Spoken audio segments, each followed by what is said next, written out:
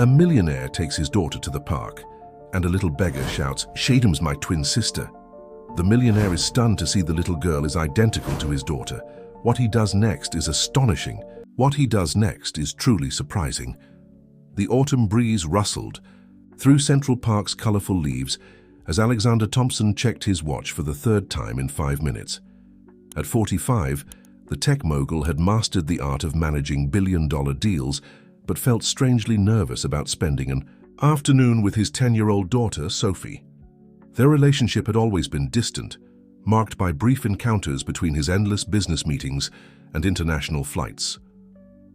"Daddy, look at the ducks!"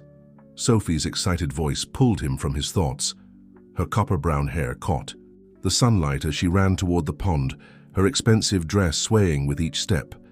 Alexander couldn't help but smile. She reminded him so much of her mother. "Be careful, sweetheart," he called out, quickening his pace to catch up with her. This afternoon was supposed to be different. After his executive assistant pointed out that he had missed Sophie's last 3 school events, Alexander cleared his entire schedule for what he hoped would be a turning point in their relationship. The park was busy with families enjoying the pleasant weather. Children played on the grass while parents chatted on nearby benches. It all seemed so normal, so far removed from the high-stakes world Alexander usually inhabited. He watched as Sophie tossed breadcrumbs to the eager ducks, her laughter echoing across the water. "Would you like some ice cream?" he asked, spotting a vendor nearby. Sophie's eyes lit up with excitement, and for a moment, Alexander felt like he was finally doing something right. As they walked toward the ice cream cart, he noticed other parents watching them. He was used to being recognized. His face had graced countless magazine covers, but something about their gazes made him uncomfortable. Sophie was debating between chocolate and strawberry when Alexander felt a strange shift in the atmosphere. A commotion near the playground caught his attention. A small figure was moving through the crowd, pointing and shouting something he couldn't quite make out. "She's my sister, my twin sister." The words finally reached him, clear and sharp, cutting through the ambient park noise. A young girl, no older than Sophie, emerged from the crowd. Her clothes were worn and dirty, her feet bare against the park's paved pathway. But what struck Alexander wasn't her disheveled appearance, it was her face. The girl could have been Sophie's reflection in a grimy mirror. The same copper-brown hair, though tangled and unkempt, the same delicate features, though smudged with dirt. Even their eyes matched, an unusual shade of hazel that Alexander had always thought Sophie inherited from her mother. Sophie dropped, her ice cream cone frozen in place as she stared at her doppelganger. The strange girl moved closer, her eyes wide with recognition and something else. Hope, perhaps, or desperation. "I knew it! I knew I'd find you!" the girl exclaimed, her voice trembling with emotion. "I've seen you in the newspapers with him." She pointed at Alexander. "I kept telling everyone at St. Mary's that you looked just like me, but nobody believed." "Me?" Alexander's mind raced. St. Mary's, the orphanage on the other side of the city. He'd donated to their charity gala last Christmas, but had never visited the facility. This had to be some sort of scam, he told himself, an elaborate ruse, orchestrated by someone hoping to exploit his wealth and position. But then the girl pulled down the collar of her threadbare shirt, revealing a small birthmark on her left collarbone. Alexander felt his blood run cold. Sophie had the exact same mark in the exact same place, a detail that had never been published in any magazine or newspaper. "This is ridiculous," he managed to say, though his voice lacked conviction. "Sophie, we're leaving."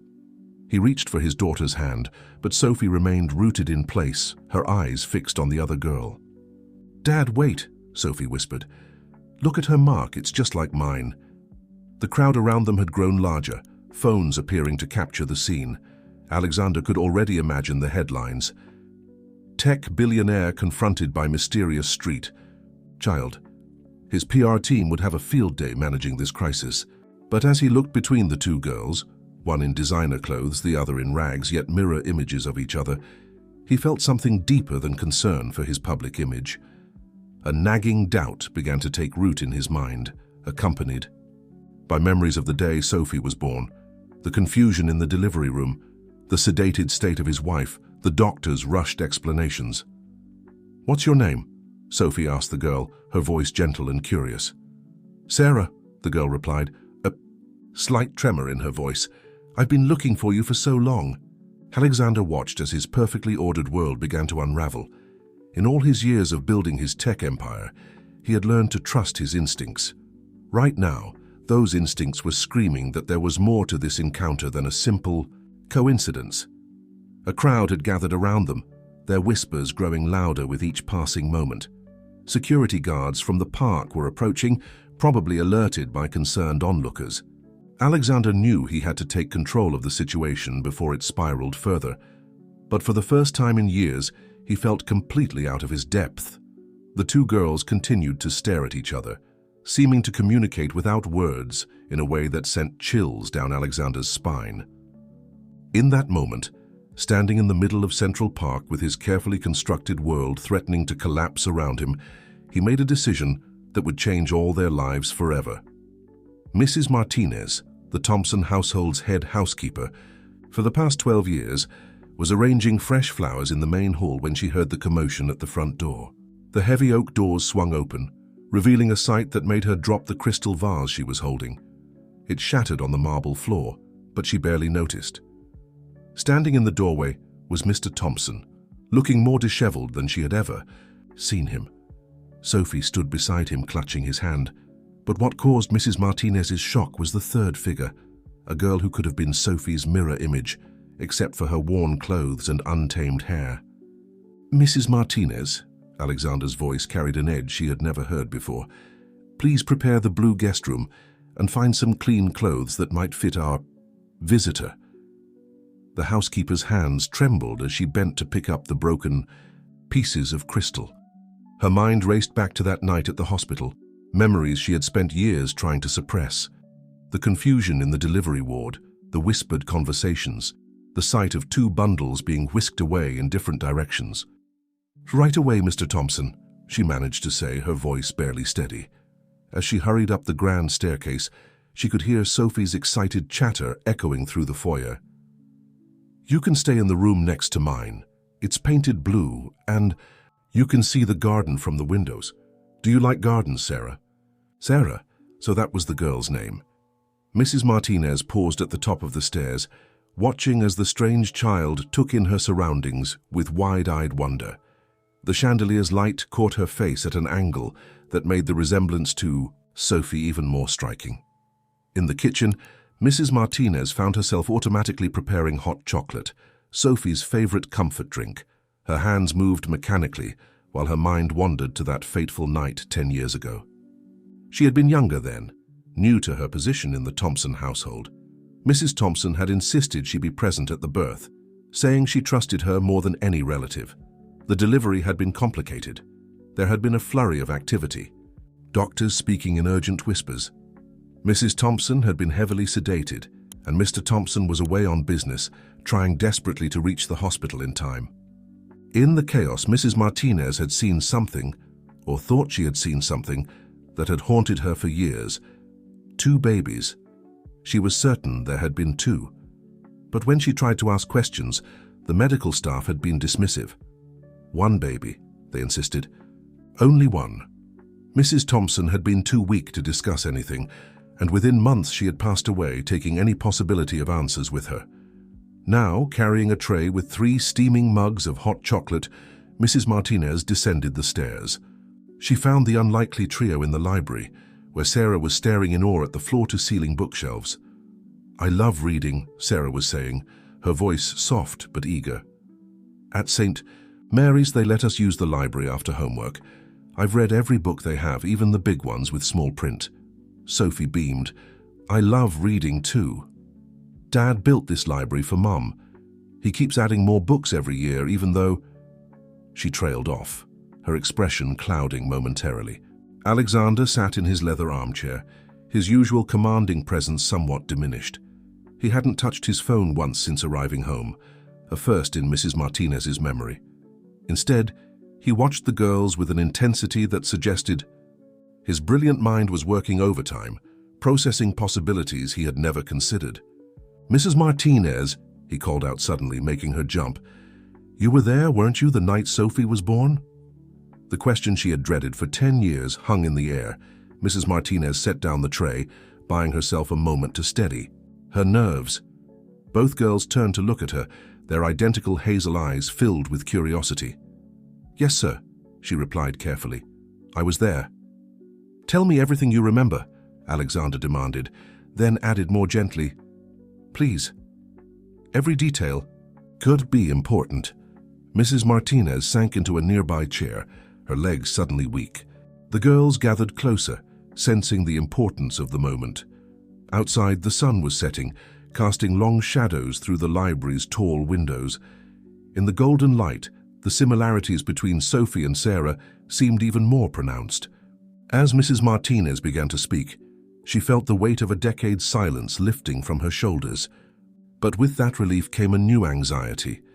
The truth once spoken could never be taken back, and this truth had the power to reshape not just the Thompson family, but the lives of everyone connected to them. As Mrs. Martinez's story unfolded in Beggar, the dimly lit library, Alexander Thompson felt his world shifting beneath his feet. Each word she spoke seemed to illuminate another piece of a puzzle he never knew existed. The housekeeper's voice trembled as she recounted the events of that fateful night, her hands clasped tightly in her lap. The delivery room was chaotic, she continued, her eyes distant with remembrance. Mrs. Thompson, Elena, was having complications. The doctors were speaking in hushed tones, moving quickly. I remember standing in the corner trying to stay out of the way, but Elena had made me promise not to leave. Sophie and Sarah sat cross-legged on the Persian rug, their identical faces rapt with attention. The setting sun cast long shadows through the library windows, creating an almost ethereal atmosphere that matched the weight of the moment. There was a moment, Mrs. Martinez said, her voice dropping to barely above a whisper, when I saw them. 2 nurses hurried past me, each carrying a bundle. I clearly remember thinking how strange it was that they were going in different directions, but when I tried to follow one of them, a doctor stopped me, saying I needed to stay with Eleanor. Alexander leaned forward in his chair, his knuckles white as he gripped the armrests. Why didn't you tell me this before? Mrs. Martinez's eyes filled with tears. I tried, Mr. Thompson. The day after, when you finally arrived at the hospital, I attempted to speak with you, but the doctors had already told you about the successful delivery of your daughter, and you were so relieved, so happy. Then, when Elena's condition worsened. She didn't need to finish the sentence. Alexander remembered those days all too well. His wife's rapid decline had consumed every thought, every moment. By the time Elena passed away 3 months later, the joy of Sophie's birth had become inextricably tangled with the grief of losing his wife. There's more, Mrs. Martinez said, reaching into her apron pocket. She withdrew an aged envelope, its edges worn soft with time. Elena gave this to me the day before she left us. She made me promise to keep it safe, to give it to you when the time was right. I've carried it with me every day since then, waiting for a sign that it was time. Alexander took the envelope with trembling hands. The paper was yellowed and his name was written across the front in Elena's elegant handwriting. He stared at it for a long moment, memories of his wife's touch, her smile, her voice flooding back. Dad? Sophie's gentle voice broke through his reverie. Aren't you going to open it? Sarah remained silent, but her eyes were fixed on the envelope with an intensity that spoke volumes. Alexander realized that this letter might hold answers not just for him, but for both these girls who shared his wife's features. With careful movements, he broke the seal and unfolded the paper inside. Elena's familiar handwriting filled the page, though he could see places where tears had fallen, smudging the ink. My dearest Alexander, he read aloud, his voice thick with emotion. If you're reading this, then something has happened to me, and I wasn't strong enough to tell you the truth myself. I've been having dreams, Alexander. Dreams of 2 heartbeats, 2 sets of kicks. The doctors dismiss my concerns, tell me I'm being paranoid, but a mother knows. He paused, taking a shaky breath before continuing. There's something wrong here. The day of the delivery is mostly a blur, but I remember hearing 2 distinct cries. When I asked about it, they sedated me again. Alexander, if I'm right, if my instincts are correct, You must promise me you'll find out the truth. Our family deserves to be whole." The letter continued, but Alexander's voice failed him. Mrs. Martinez quietly took the paper from his hands and continued reading, her voice steady despite the tears rolling down her cheeks. "I'm writing this because I feel myself growing weaker each day, and I'm afraid I won't have the strength to investigate myself. The doctors say it's just postpartum depression, but I know it's more than that. It's the weight of this secret, this terrible uncertainty that's crushing me." Sophie had moved to sit on the arm of her father's chair, her small hand finding his. Sarah remained where she was, but her posture had changed, becoming more rigid, as if bracing herself for what might come next. "I've left a trail," Mrs. Martinez read on. "In my blue jewelry box. There's a key to a safety deposit box at First National Bank. Inside you'll find everything I managed to discover before I became too weak to continue. Alexander, my love, if I'm wrong about all of this, then burn this letter and forget my paranoid ramblings. But if I'm right..." The letter ended there, the final words trailing off into a shaky line. The silence that followed was profound, broken, only by the ticking of the ancient grandfather clock in the corner and the distant sound of traffic beyond the mansion's walls. Alexander finally looked up, his face set with determination. "Mrs. Martinez, where is Elena's jewelry box?" "In the master bedroom's walk-in closet, sir. Top shelf behind her winter scarves. She made me promise never to move it." He stood abruptly, his mind already racing with possibilities. "Sophie, Sarah, stay here with Mrs. Martinez. I need to..." He stopped, noticing the identical looks of protest forming on both girls' faces. "Please, Dad," Sophie pleaded. "We deserve to know too." Sarah nodded in agreement, speaking up for the first time since Mrs. Martinez had begun her story. "She was my mother too. If what we think is true..." Alexander looked between the two girls, seeing Eleanor in both their faces. How had he not noticed before? The way they both tilted their heads when asking a question, the same determined set of their jaws, all Elena's mannerisms perfectly replicated in two small bodies. The walk to the master bedroom felt longer than usual, each step weighted with anticipation. Alexander hadn't changed anything in this room since Elena's passing, preserving it like a museum to their shared life. Her perfume bottles still lined the vanity, her favorite books still stacked neatly on the bedside table. The girls followed close behind, their footsteps eerily synchronized on the hardwood floors. Mrs. Martinez brought up the rear, carrying the letter like a precious artifact. As Alexander opened the closet door, the familiar scent of Elena's favorite lavender sachets wafted out, bringing with it a flood of memories. "The winter scarves," Mrs. Martinez reminded him gently, pointing to the highest shelf. Alexander reached up, his fingers finding the soft wool of Elena's collection. Behind them, partially hidden in the shadows, sat a dusty blue box with silver filigree. His hands trembled slightly as he brought it down, remembering how Elena used to open it every evening to choose her jewelry for the next day. They gathered around the bed as he placed the box in the center of the cream-colored duvet. The key was exactly where Elena had said it would be, tucked into a small velvet pocket inside the lid. Along with it was a folded piece of paper with an account number written in Elena's handwriting. "First National Bank," Alexander murmured, checking his watch. "It's nearly closing time. I know the branch manager," Mrs. Martinez offered. "Maria Delgado. We grew up together. I could call her. Ask her to wait." Alexander nodded gratefully, and Mrs. Martinez stepped into the hallway with her phone. Sophie and Sarah remained focused on the box, their expressions mirror images of curiosity and apprehension. "There's something else in here," Sarah pointed out, reaching carefully into the box. She withdrew a small photo, its edges worn with age.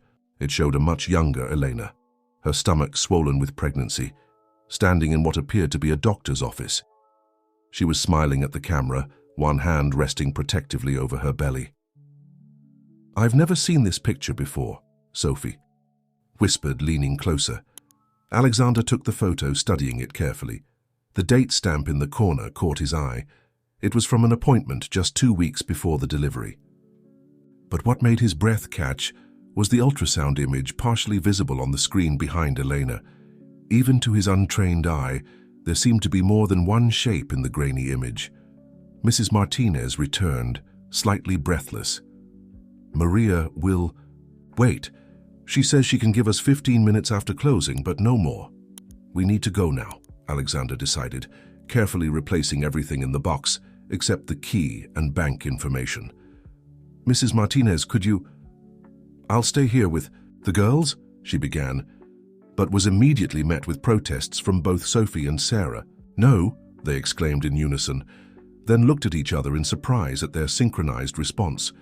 "We're coming too," Sophie insisted, her chin set in a way that was so reminiscent of Elena that it made Alexander's heart ache. Sarah nodded, firmly. "Whatever's in that safety deposit box is about us. We have a right to be there." Alexander looked at Mrs. Martinez, who gave a slight shrug. "They're right, sir. And they're certainly their mother's daughters. Both of them. Elena would have wanted them there." The drive to the bank was tense with anticipation. Alexander's driver navigated through the early evening traffic, while in the back seat, Sophie and Sarah sat on either side of him, their shoulders touching his arms. He noticed how they had unconsciously adopted the same posture, both with their hands clasped in their laps, both staring straight ahead. Mrs. Martinez sat in the front passenger seat, occasionally glancing back at them in the rearview mirror. Alexander caught her eye once, and she gave him an encouraging nod. She had been Elena's confidant, he realized. All these years, she had carried this burden alone, waiting for the right moment to reveal the truth. As they pulled up to the bank, Alexander saw a woman in a suit standing by the front door. Maria Delgado, he presumed. The bank's lights were dimmed, and the parking lot was empty except for a few employee vehicles. "Remember," he said softly. "To the girls, whatever we find in that safety deposit box, we're in this together. All of us." They nodded solemnly, reaching for his hands as they walked toward the entrance. The setting sun cast long shadows across the bank's facade, and Alexander couldn't help but feel that they were standing on the threshold of a moment that would change their lives forever. Maria Delgado greeted them with a warm but professional smile, her eyes widening slightly as she took in the two identical girls. She led them through the quiet bank, their footsteps echoing in the empty space, toward the safety deposit box vault. As she input the security code and used her key, Alexander clutched Elena's key tightly in his hand. In moments, they would unlock whatever secrets his wife had discovered in her final months. He looked down at the girls beside him, one in her expensive dress, the other in borrowed clothes, both wearing identical expressions of nervous anticipation, and silently promised Elena that he would make things right no matter what they discovered. The safety deposit box vault was eerily quiet, the fluorescent lights humming overhead as Maria Delgado guided them to box number 2847. She inserted her master key, gesturing for Alexander to use Elena's key simultaneously. The mechanism clicked softly, and the box slid out smoothly, carrying with it the weight of 10 years of secrets. "I'll give you privacy," Maria said softly, her heels clicking against the marble floor as she retreated to the vault's entrance. "Take as much time as you need, within reason." Alexander placed the metal box on the nearby table, aware of Sophie and Sarah pressing close on either side of him. Mrs. Martinez stood slightly behind them, her hands clasped tightly together. With careful movements, he lifted the lid, revealing a stack of documents, photographs, and a sealed envelope with his name on it, another letter from Eleanor. The first document he lifted out was a medical record dated 3 months before the girl's birth. Eleanor's elegant handwriting covered the margins with notes and questions. She had circled certain phrases multiple times: twin heartbeats detected and recommend additional monitoring. "Look at this," Sarah whispered, pointing to a grainy, ultrasound image paperclip to the corner. Unlike the partial image they'd seen in the photo earlier, this one clearly showed 2 distinct shapes. Alexander's hands trembled as he set aside the medical records and picked up a thin manila folder. Inside were what appeared to be private investigator reports, dated during Elena's final months. She had been looking into the hospital, specifically into a string of irregular adoptions that had taken place around the same time as the girl's birth. "Mum knew," Sophie said softly, her voice filled with wonder and sadness. "She knew there were two of us."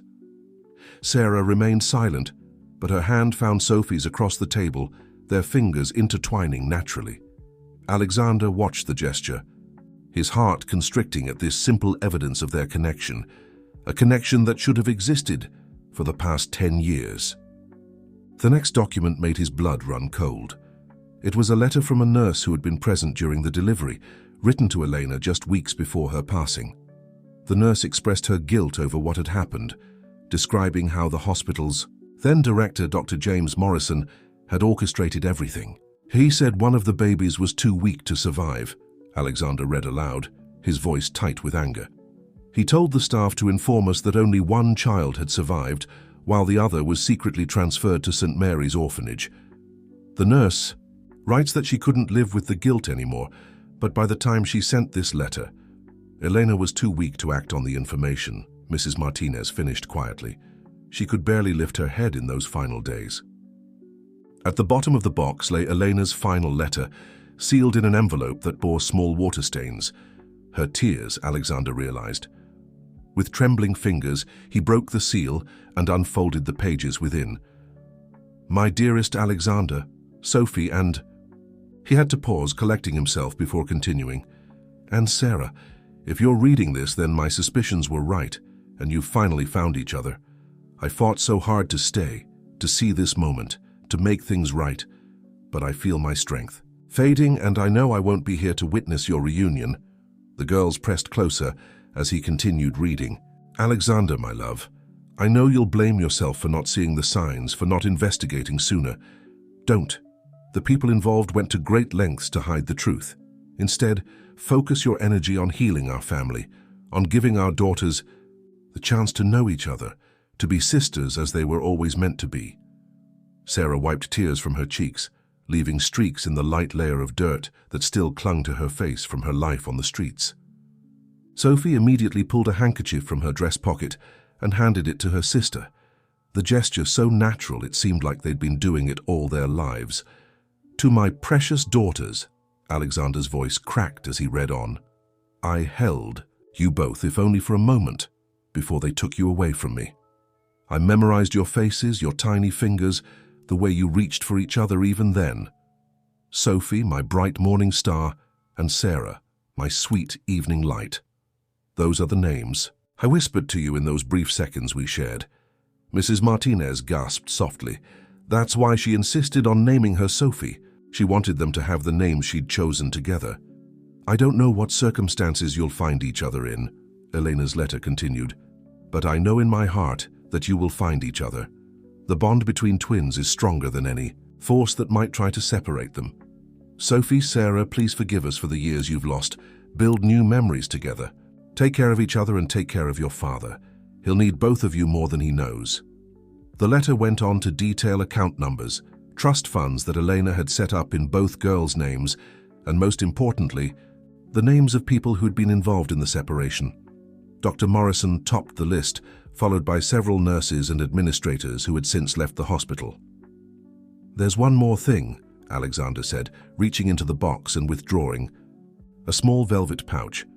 Inside were two identical silver lockets, each engraved with one of the girls' names. When opened, they contained tiny photographs of Elena, smiling radiantly at the camera. "She never lost hope," Mrs. Martinez whispered, watching as Alexander helped each girl fasten their locket around their neck. "She made sure there would be proof, that there would be a way for you to find the truth." The gravity of Elena's final gift settled over them like a blanket. In the sterile vault of First National Bank, surrounded by the evidence of a decade-old deception, a family was beginning to heal.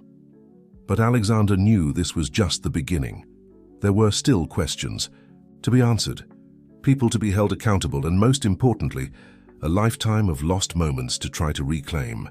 The ride back to the Thompson mansion was quiet, each person lost in their own thoughts. The setting sun painted the sky in shades of purple and orange, casting long shadows through the car windows. Sarah sat with her head resting against the window, one hand absently touching the silver locket around her neck. Sophie mirrored her position on the other side, their reflection in the darkening glass creating an endless loop of identical faces. Alexander's mind raced with everything they'd discovered. The documents from the safety deposit box were secured in his briefcase, but Elena's words echoed in his thoughts. She had known, had fought to expose the truth even as her strength failed. Her? And now, 10 years later, her final gift to their family was the chance to make things right. As they pulled into the circular driveway of the mansion, Mrs. Martinez cleared her throat softly. "I've taken the liberty of calling Rosa to prepare a proper dinner. The girls need to eat, and we all have much to discuss." Alexander nodded gratefully. In the chaos of the day's events, he'd forgotten about basic necessities like food. Sarah's eyes widened at the mention of dinner, and he was painfully reminded that her life at St. Mary's had likely been one of constant want. "First," he said as they entered the house, "Sarah needs proper clothes. Sophie, would you help your sister find something comfortable to wear?" The word sister felt strange on his tongue, but the bright smiles that lit up both girls' faces told him it was right. Sophie immediately took Sarah's hand, leading her toward the grand staircase. "My room has 2 closets," she was saying excitedly, "and I have so many clothes I never wear. Oh, you can have my blue cashmere sweater. I always thought it was too big for me, but it would look perfect on you." "Sir," Mrs. Martinez said once the girls were out of earshot, "there are arrangements that need to be made. Legal matters to consider." Alexander ran a hand through his hair, suddenly feeling the weight of the day's events. "Yes. I'll call James first thing in the morning. As my lawyer, he needs to know everything we've discovered. We'll need to move quickly to establish Sarah's identity, to secure her place in the family legally." "And what about Dr. Morrison?" Mrs. Martinez asked, her voice hardening at the name. "The man responsible for all of this?" "He'll be dealt with," Alexander replied, a steel edge entering his voice. "Elena gathered enough evidence to destroy him. But first we need to focus on Sarah, on helping her adjust to this new life." From upstairs came the sound of girlish laughter, a duet of identical voices sharing some private joke. The sound brought an unexpected smile to Alexander's face, even as tears pricked at his eyes. How many moments like this had been stolen from them? "Mrs. Martinez," he said suddenly, "I owe you an apology. You carried this burden alone for so long." She held up a hand, stopping him. "No apologies needed, sir. I made a promise to Elena, and now I've fulfilled it. Seeing those girls together, hearing them laugh, that's all the reward I need." The sound of footsteps on the stairs drew their attention. Sarah and Sophie descended together. Sarah now dressed in a simple blue sweater and jeans that could have come from any high-end department store. She had washed her face, and her hair had been neatly brushed, making the resemblance between the girls even more striking. "Dad," Sophie called out, "Sarah's never had sushi. Can we order from Nobu, please?" Alexander felt a surge of emotion at the casual way Sophie had included her sister in such a normal request. "Of course. Mrs. Martinez, would you ask Rosa to set an extra place at the table? And perhaps we could eat in the family room tonight, make it more casual." The housekeeper nodded, understanding his intention to make Sarah feel more comfortable.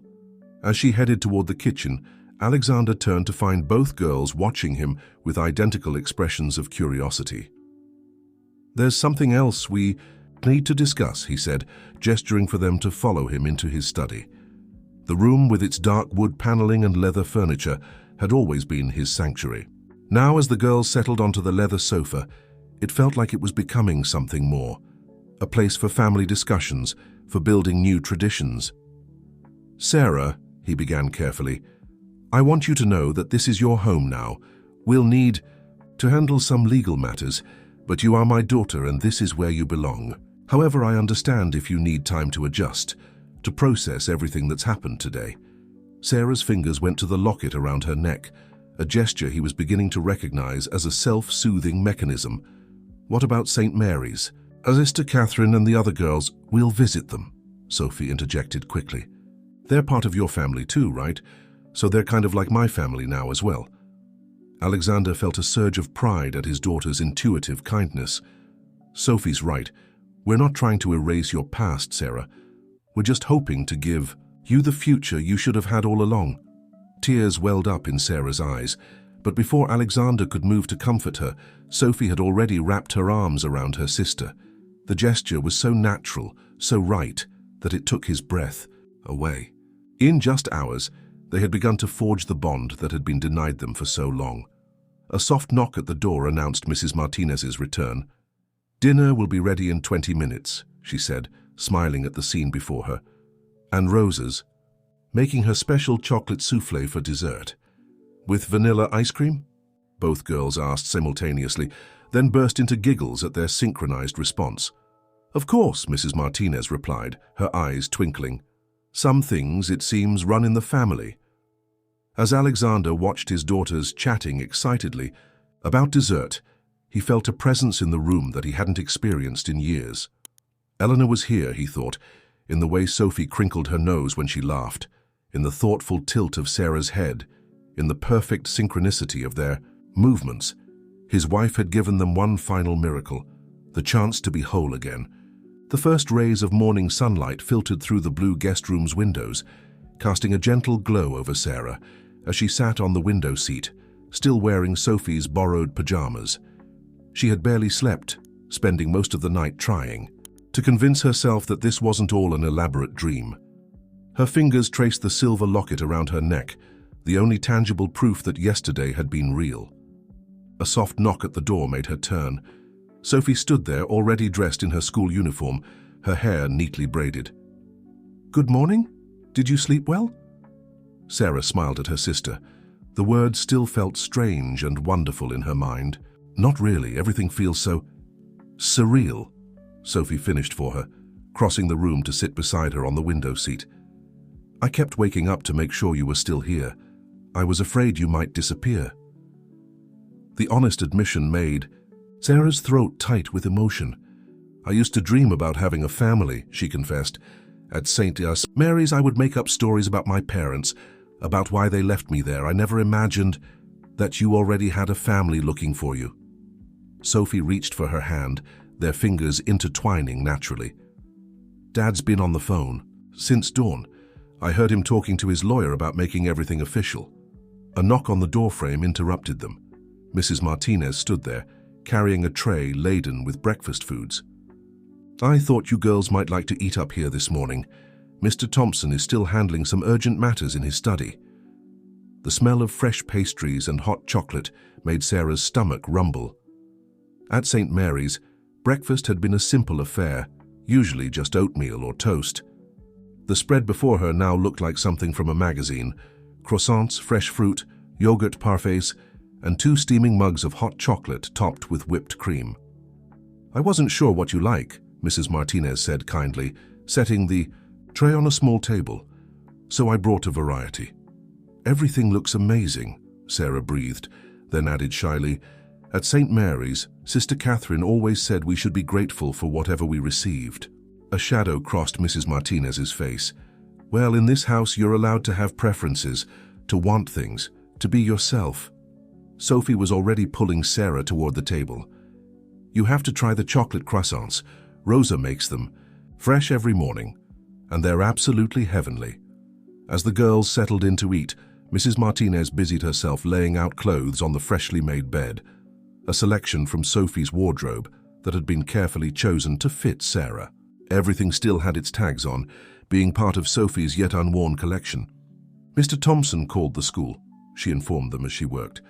"Sophie, you'll be staying home for a few days while we sort everything out. And Sarah, we have an appointment later today with Dr. Chen. She's the family physician.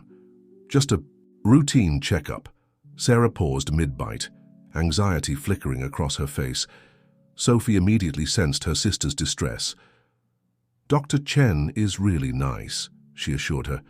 "She always gives out strawberry-flavored lollipops after checkups, and she has a golden retriever named Einstein who comes to the office with her." The mention of a dog brightened Sarah's expression. "Really? At St. Mary's there was this stray cat that would visit sometimes. We named her Princess, and Sister Catherine let us feed her leftovers."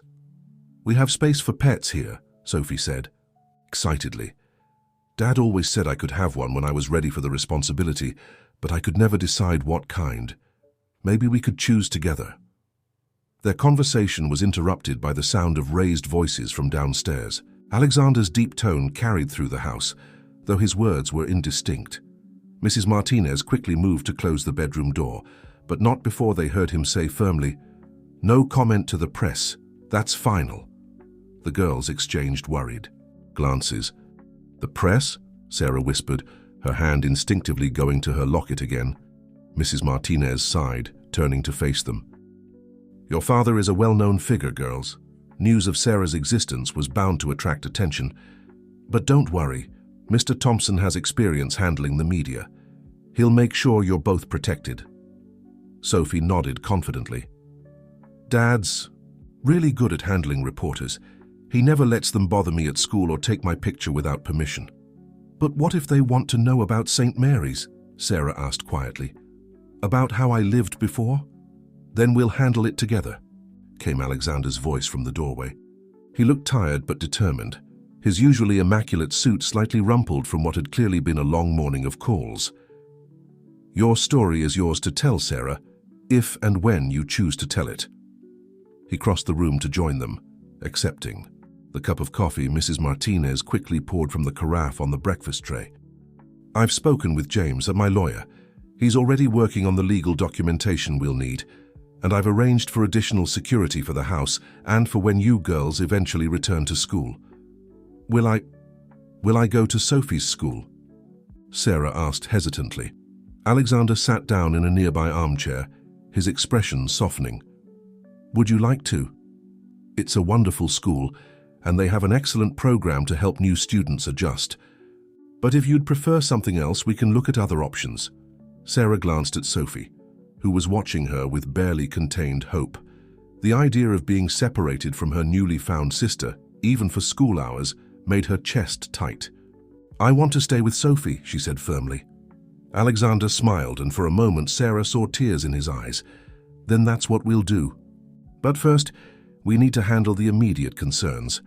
Dr. Chen will be here at 11, and later today, we'll need to visit St. Mary's to discuss the transition with Sister Catherine." The mention of Sister Catherine made Sarah sit up straighter. The nun had been the closest thing to a mother she'd had for the past 10 years. "Will she be angry?" she asked in a small voice. "No, sweetheart," Alexander assured her quickly. "I spoke with her this morning. She's overjoyed that you've found your family. She just wants what's best for you."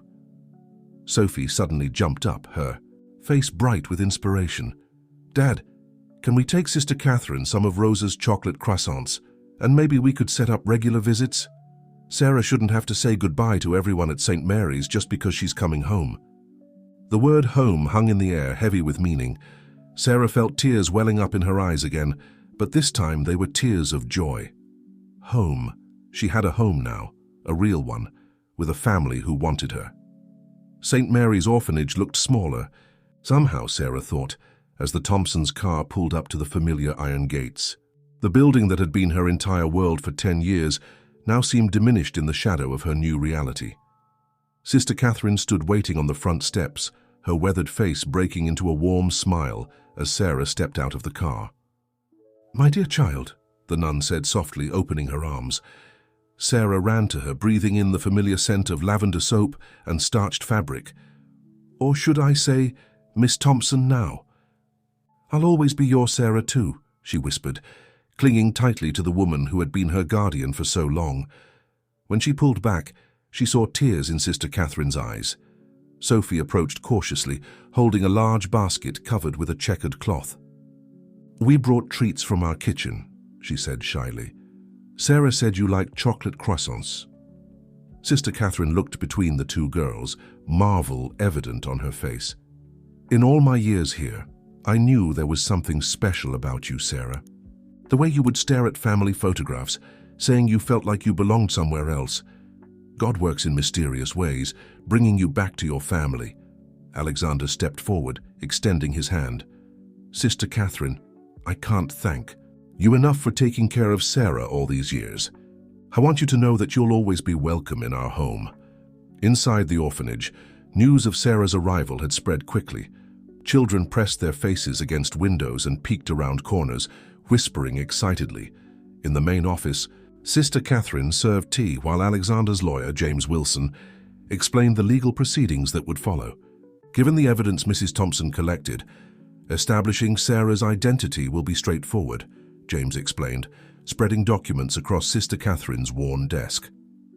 The DNA test results from Dr. Chen's visit this morning are just a formality. The real challenge will be handling the press. They've been calling all morning, Sister Catherine confirmed, frowning, trying to get information about Sarah's time here. We've prepared a statement, Alexander said firmly. A simple acknowledgement of a private family matter, requesting respect for the girl's privacy during this transition period. Anyone who presses beyond that will have to deal with my legal team. Outside the office, Sarah and Sophie sat on the worn wooden bench where Sarah had spent countless hours reading. A few of the younger children had overcome their shyness and gathered around, fascinated by the identical girls in their matching outfits. "Will you still visit us?" 6-year-old Lucy asked Sarah, her lower lip trembling slightly. "Of course, I will," Sarah assured her, pulling the little girl into a hug. "And maybe sometimes you can all come visit me too. We have a huge garden perfect for playing games. And a tree house," Sophie added enthusiastically. "Dad built it when I was 7, but I never really used it much. It would be more fun with friends." The door to Sister Catherine's office opened, and Alexander emerged with James and the nun. "Girls, it's time to gather Sarah's belongings. Sister Catherine has given permission for Sophie to help you pack." Sarah led the way to the dormitory she had shared with 5 other girls. Her bed, now stripped of its sheets, stood in the corner by the window. Underneath was a single cardboard box containing all her worldly possessions, a few worn books, some hand-me-down clothes, and a small collection of treasures she'd gathered over the years. "Is this everything?" Sophie asked softly, looking at the meager collection. Sarah nodded, picking up a small stone painted to look like a ladybug. "Lucy made this for my last birthday. And this," she held up a frayed friendship bracelet, "was from Maria before she was adopted last year. We'll make a special place for them in your new room," Sophie promised. "Every treasure has a story, Dad always says. These are part of your story." As they packed, other girls filtered into the dormitory to say goodbye. There were tears and hugs, promises to write and visit. Sister Catherine appeared with a photo album she had kept of Sarah's time at St. Mary's.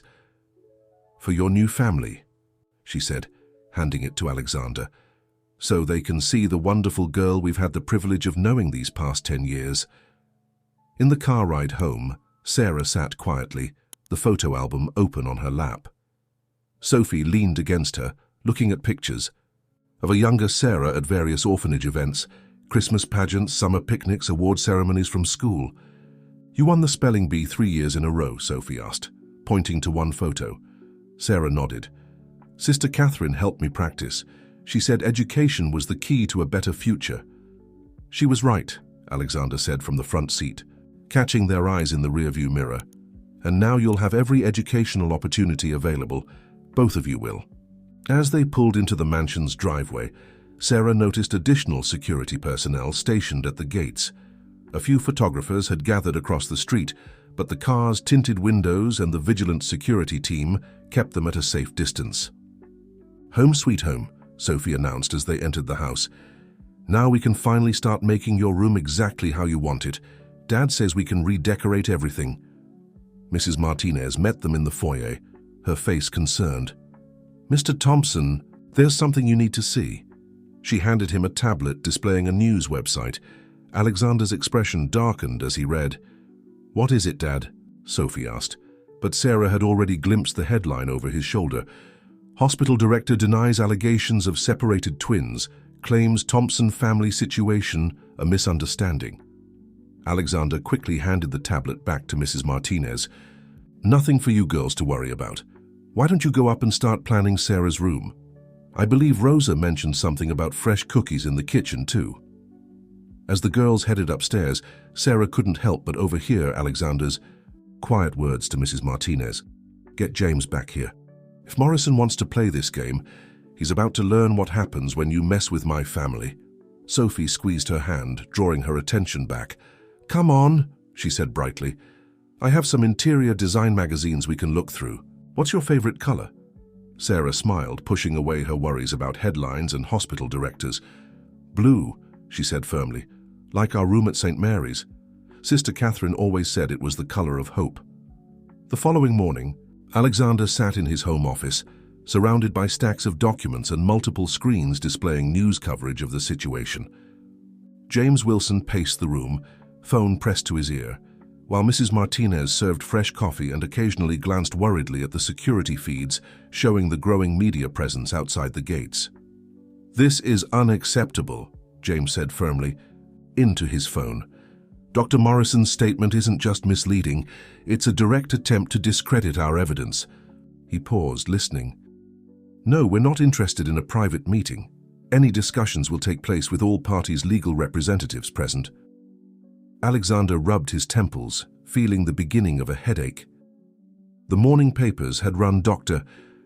Morrison's statement as their leading story, casting doubt on Elena's evidence and suggesting that Sarah's resemblance to Sophie was merely a remarkable coincidence.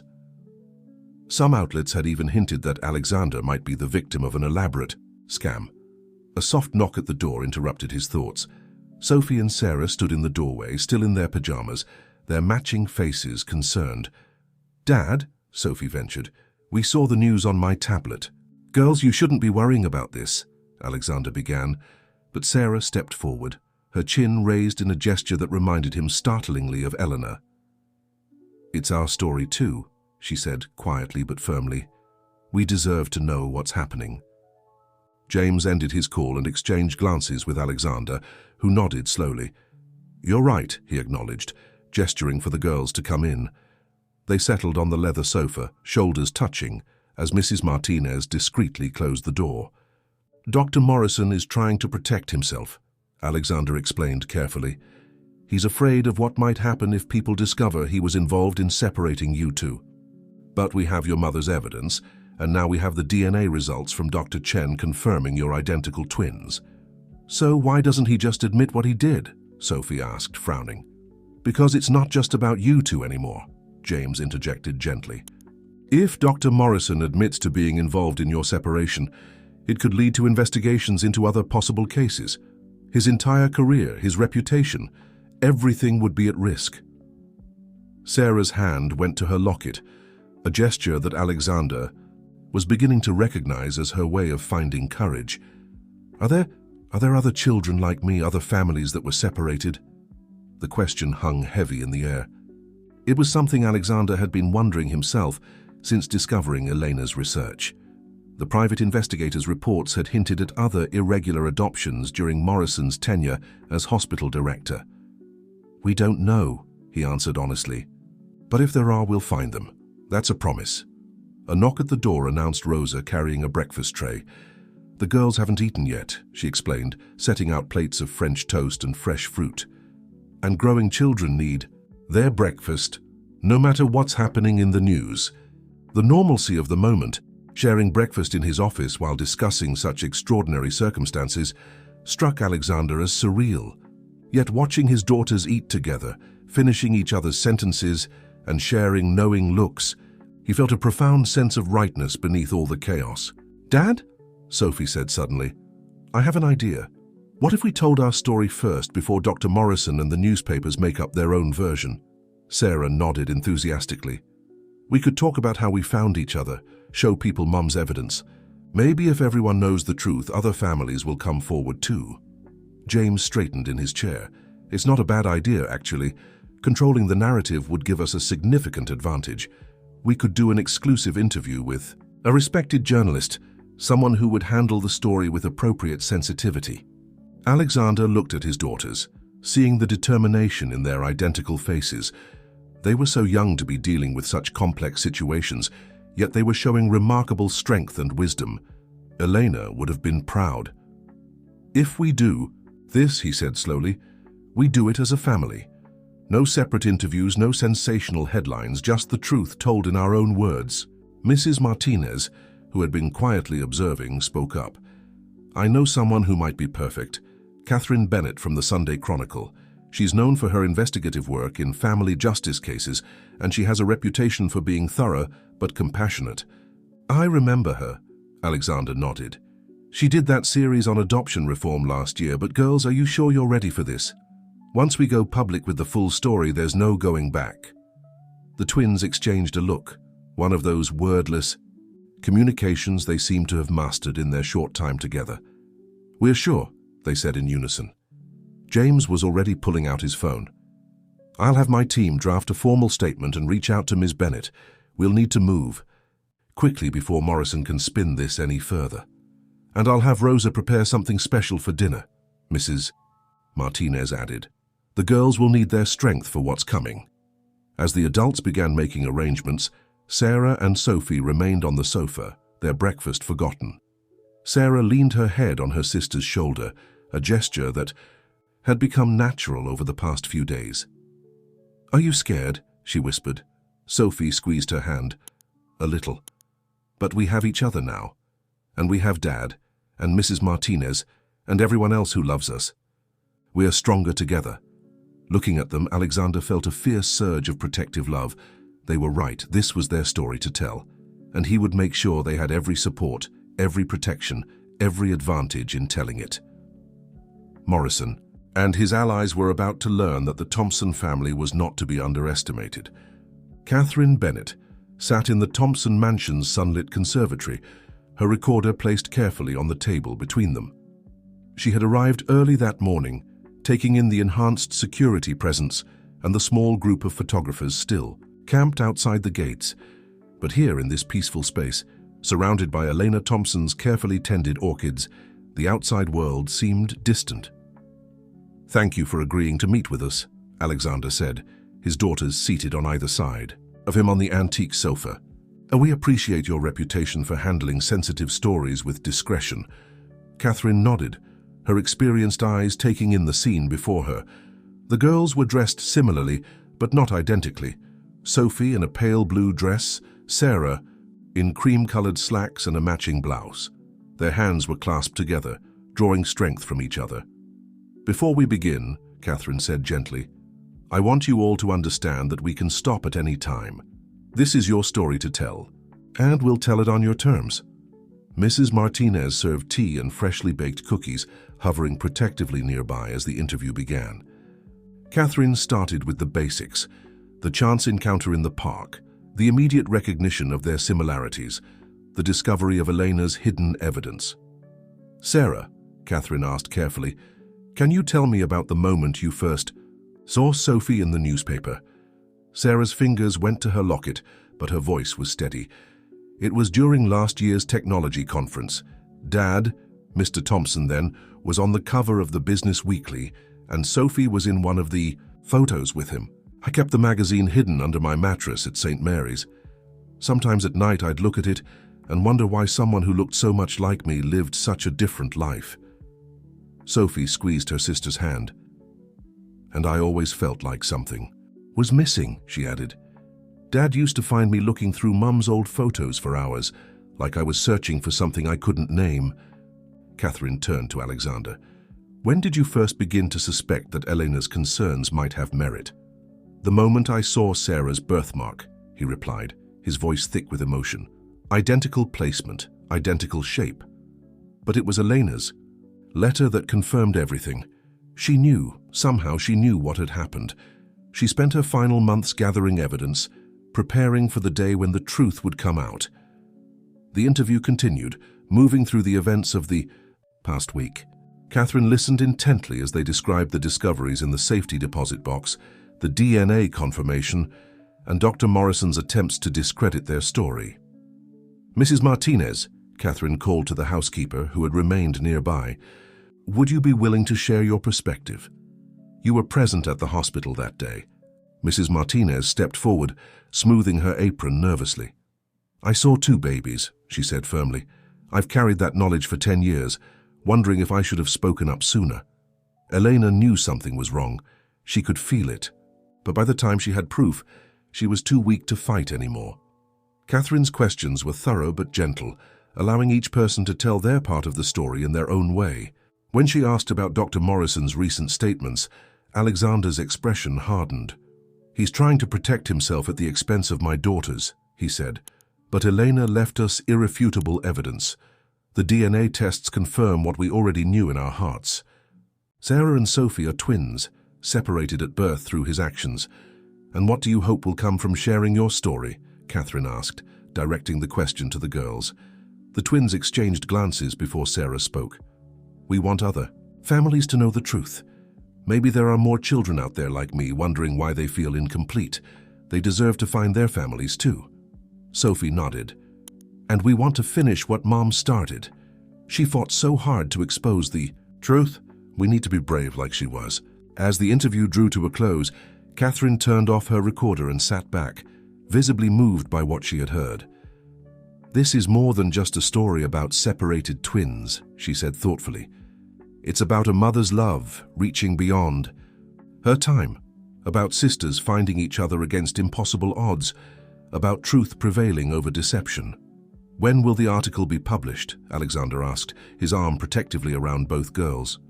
"Sunday's edition," Catherine replied. "I'll send you a draft to review first, of course. And I promise you, this story will be told with all the dignity and respect it deserves." After Catherine left, the family remained in the conservatory. The late afternoon sun cast long shadows through the orchids, creating patterns on the tiled floor. Mrs. Martinez brought fresh tea and sat with them, all of them processing the emotional weight of sharing their story. "Do you think it will make a difference?" Sarah asked quietly. Telling everyone what happened, Alexander pulled both girls closer. "Your mother believed that the truth always finds its way into the light. She trusted that when it did, it would help not just our family but others too. And she was right. She's still right." Sophie rested her head on his shoulder. "I wish she could see us now, all of us together." "She can," Mrs. Martinez said softly, looking at the orchids Elena had so lovingly tended. "Mothers always find a way to watch over their children." As if in response to her words, a gentle breeze stirred the flowers, carrying with it the faintest scent of Elena's favorite perfume. The twins smiled at each other, their free hands touching their lockets in perfect synchronization. The story would break on Sunday, and with it would come new challenges, new scrutiny, new battles to face. But in that moment, surrounded by Elena's flowers and wrapped in the love of their growing family, they were ready for whatever came next. Sunday morning arrived with an unusual stillness over the Thompson mansion. Alexander sat in his study, the advance copy of the Sunday Chronicle spread before him on his desk. Catherine Bennett's article occupied the entire front page, accompanied by a carefully chosen photograph of the twins sitting in the conservatory, surrounded by Elena's orchids. The headline read, "A Mother's Final Gift, the Untold Story of the Iume." Thompson twins. The article was everything they had hoped for, compassionate, thorough, and undeniably powerful. Catherine had woven together Elena's evidence, the hospital records, and the family's personal narrative into a compelling exposé that left no room for doubt about the truth of their story. "Sir." Mrs. Martinez appeared at the door, her face tense. "You might want to see this." She handed him her tablet open to a breaking news alert. Dr. Morrison had called an emergency press conference at the hospital. The live stream showed him standing at a podium, his usual confidence notably absent as he faced a barrage of questions from reporters. "I need to wake the girls," Alexander said, rising from his desk. "They should hear whatever he has to say." But when he reached the hallway between their rooms, he found both doors open. Sophie and Sarah were already awake, huddled together on Sarah's window seat with Sophie's tablet between them, watching the same live stream. "Dad," Sophie called out softly, making room for him to join them. "He looks scared." On the screen, Dr. Morrison cleared his throat, his hands visibly shaking as he adjusted his microphone. "In light of recent revelations and after careful consideration, I feel compelled to address the allegations made in today's Sunday Chronicle." Sarah leaned closer to the screen, her hand automatically finding her sister's. They watched as the man responsible for their separation began to crack under the pressure of truth. "While I maintain that all actions taken at this hospital were intended to be in the best interests of our patients," Morrison continued, his voice strained. I acknowledge that serious errors in judgment may have occurred during my tenure as director. May have occurred, Alexander muttered, but the girls shushed him, intent on hearing more. The case of the Thompson twins has brought to light certain irregularities in our past procedures.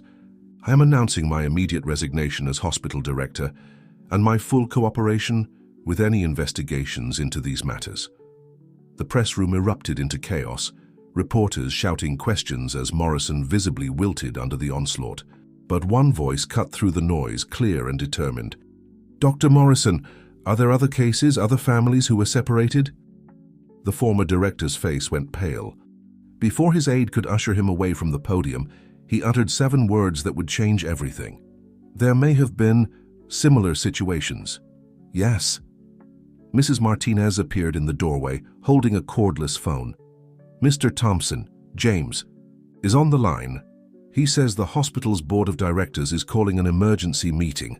They want you to attend. Alexander looked at his daughters, seeing the mixture of emotions playing across their identical faces. Girls, I need to handle this. Mrs. Martinez will stay with you and I'll have extra security. We want to come, they said in unison. This isn't just about us anymore, Sarah added quietly. Sophie nodded. If there are other families like ours, they need to know they're not alone. Mom would want us to help them. Alexander felt a surge of pride mixed with concern. His daughters were showing remarkable strength and maturity, but they were still so young to be dealing with such heavy issues. Let me talk to James first, he compromised. We'll figure out the best way to handle this. Sister Margaret greeted them at the entrance, her kind face showing signs of both hope and worry. Thank you for coming, she said warmly. Emma and Mrs. Chen are waiting in my office. I should warn you, Emma's gotten quite excited about the possibility of answers, despite our attempts to manage her expectations. Inside the office, they found a scene that struck them all with its familiar elements. A girl about their age sat next to a tired-looking woman, both of them clutching hands just as Sarah and Sophie often did. Emma looked up as they entered, and her eyes immediately locked onto the twins. "Oh my God," she whispered, her free hand flying to her mouth. Mrs. Chen looked confused until Sister Margaret gently explained, "These are the Thompson twins. Their case was the one that opened the investigation into the hospital's practices. We read about you," Emma said, her voice trembling slightly. "Your story.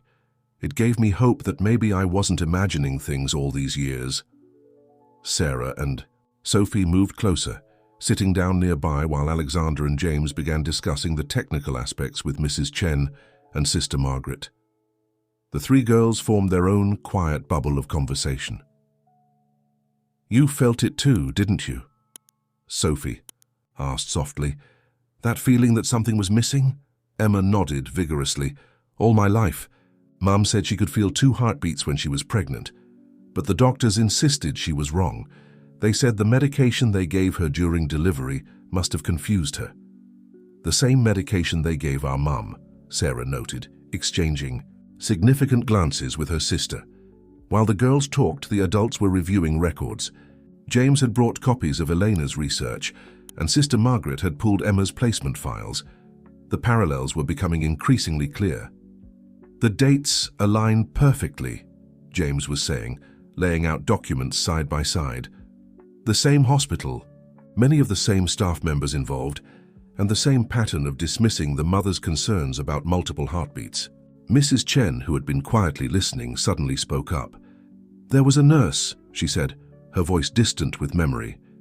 "She tried to tell me something the day after the delivery, but then Dr. Morrison came in and sent her away. I never saw her again." "The same thing happened with our mother," Alexander said gently. "Elena documented similar experiences from other mothers in her research." Sister Margaret pulled out another file, her hands trembling slightly. "There's something else you should see. A girl was brought to St. Vincent's home in Rhode Island on the same day Emma came to us. The paperwork.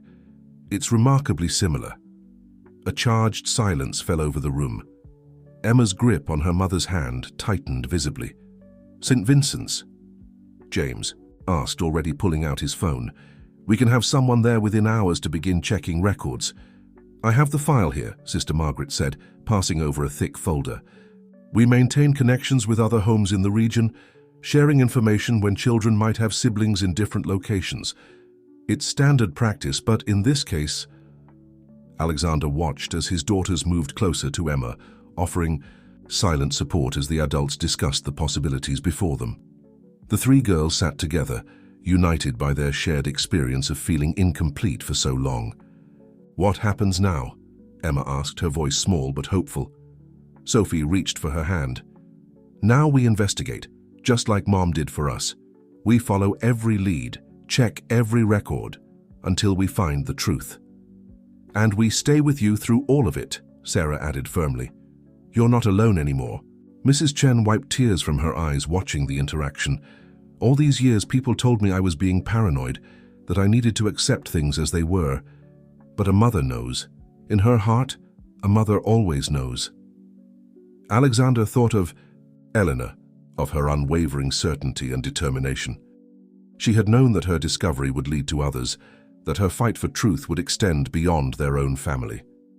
Looking at his daughters now, offering comfort and hope to another family beginning their journey of discovery, he saw Elena's legacy living on in the most beautiful way possible.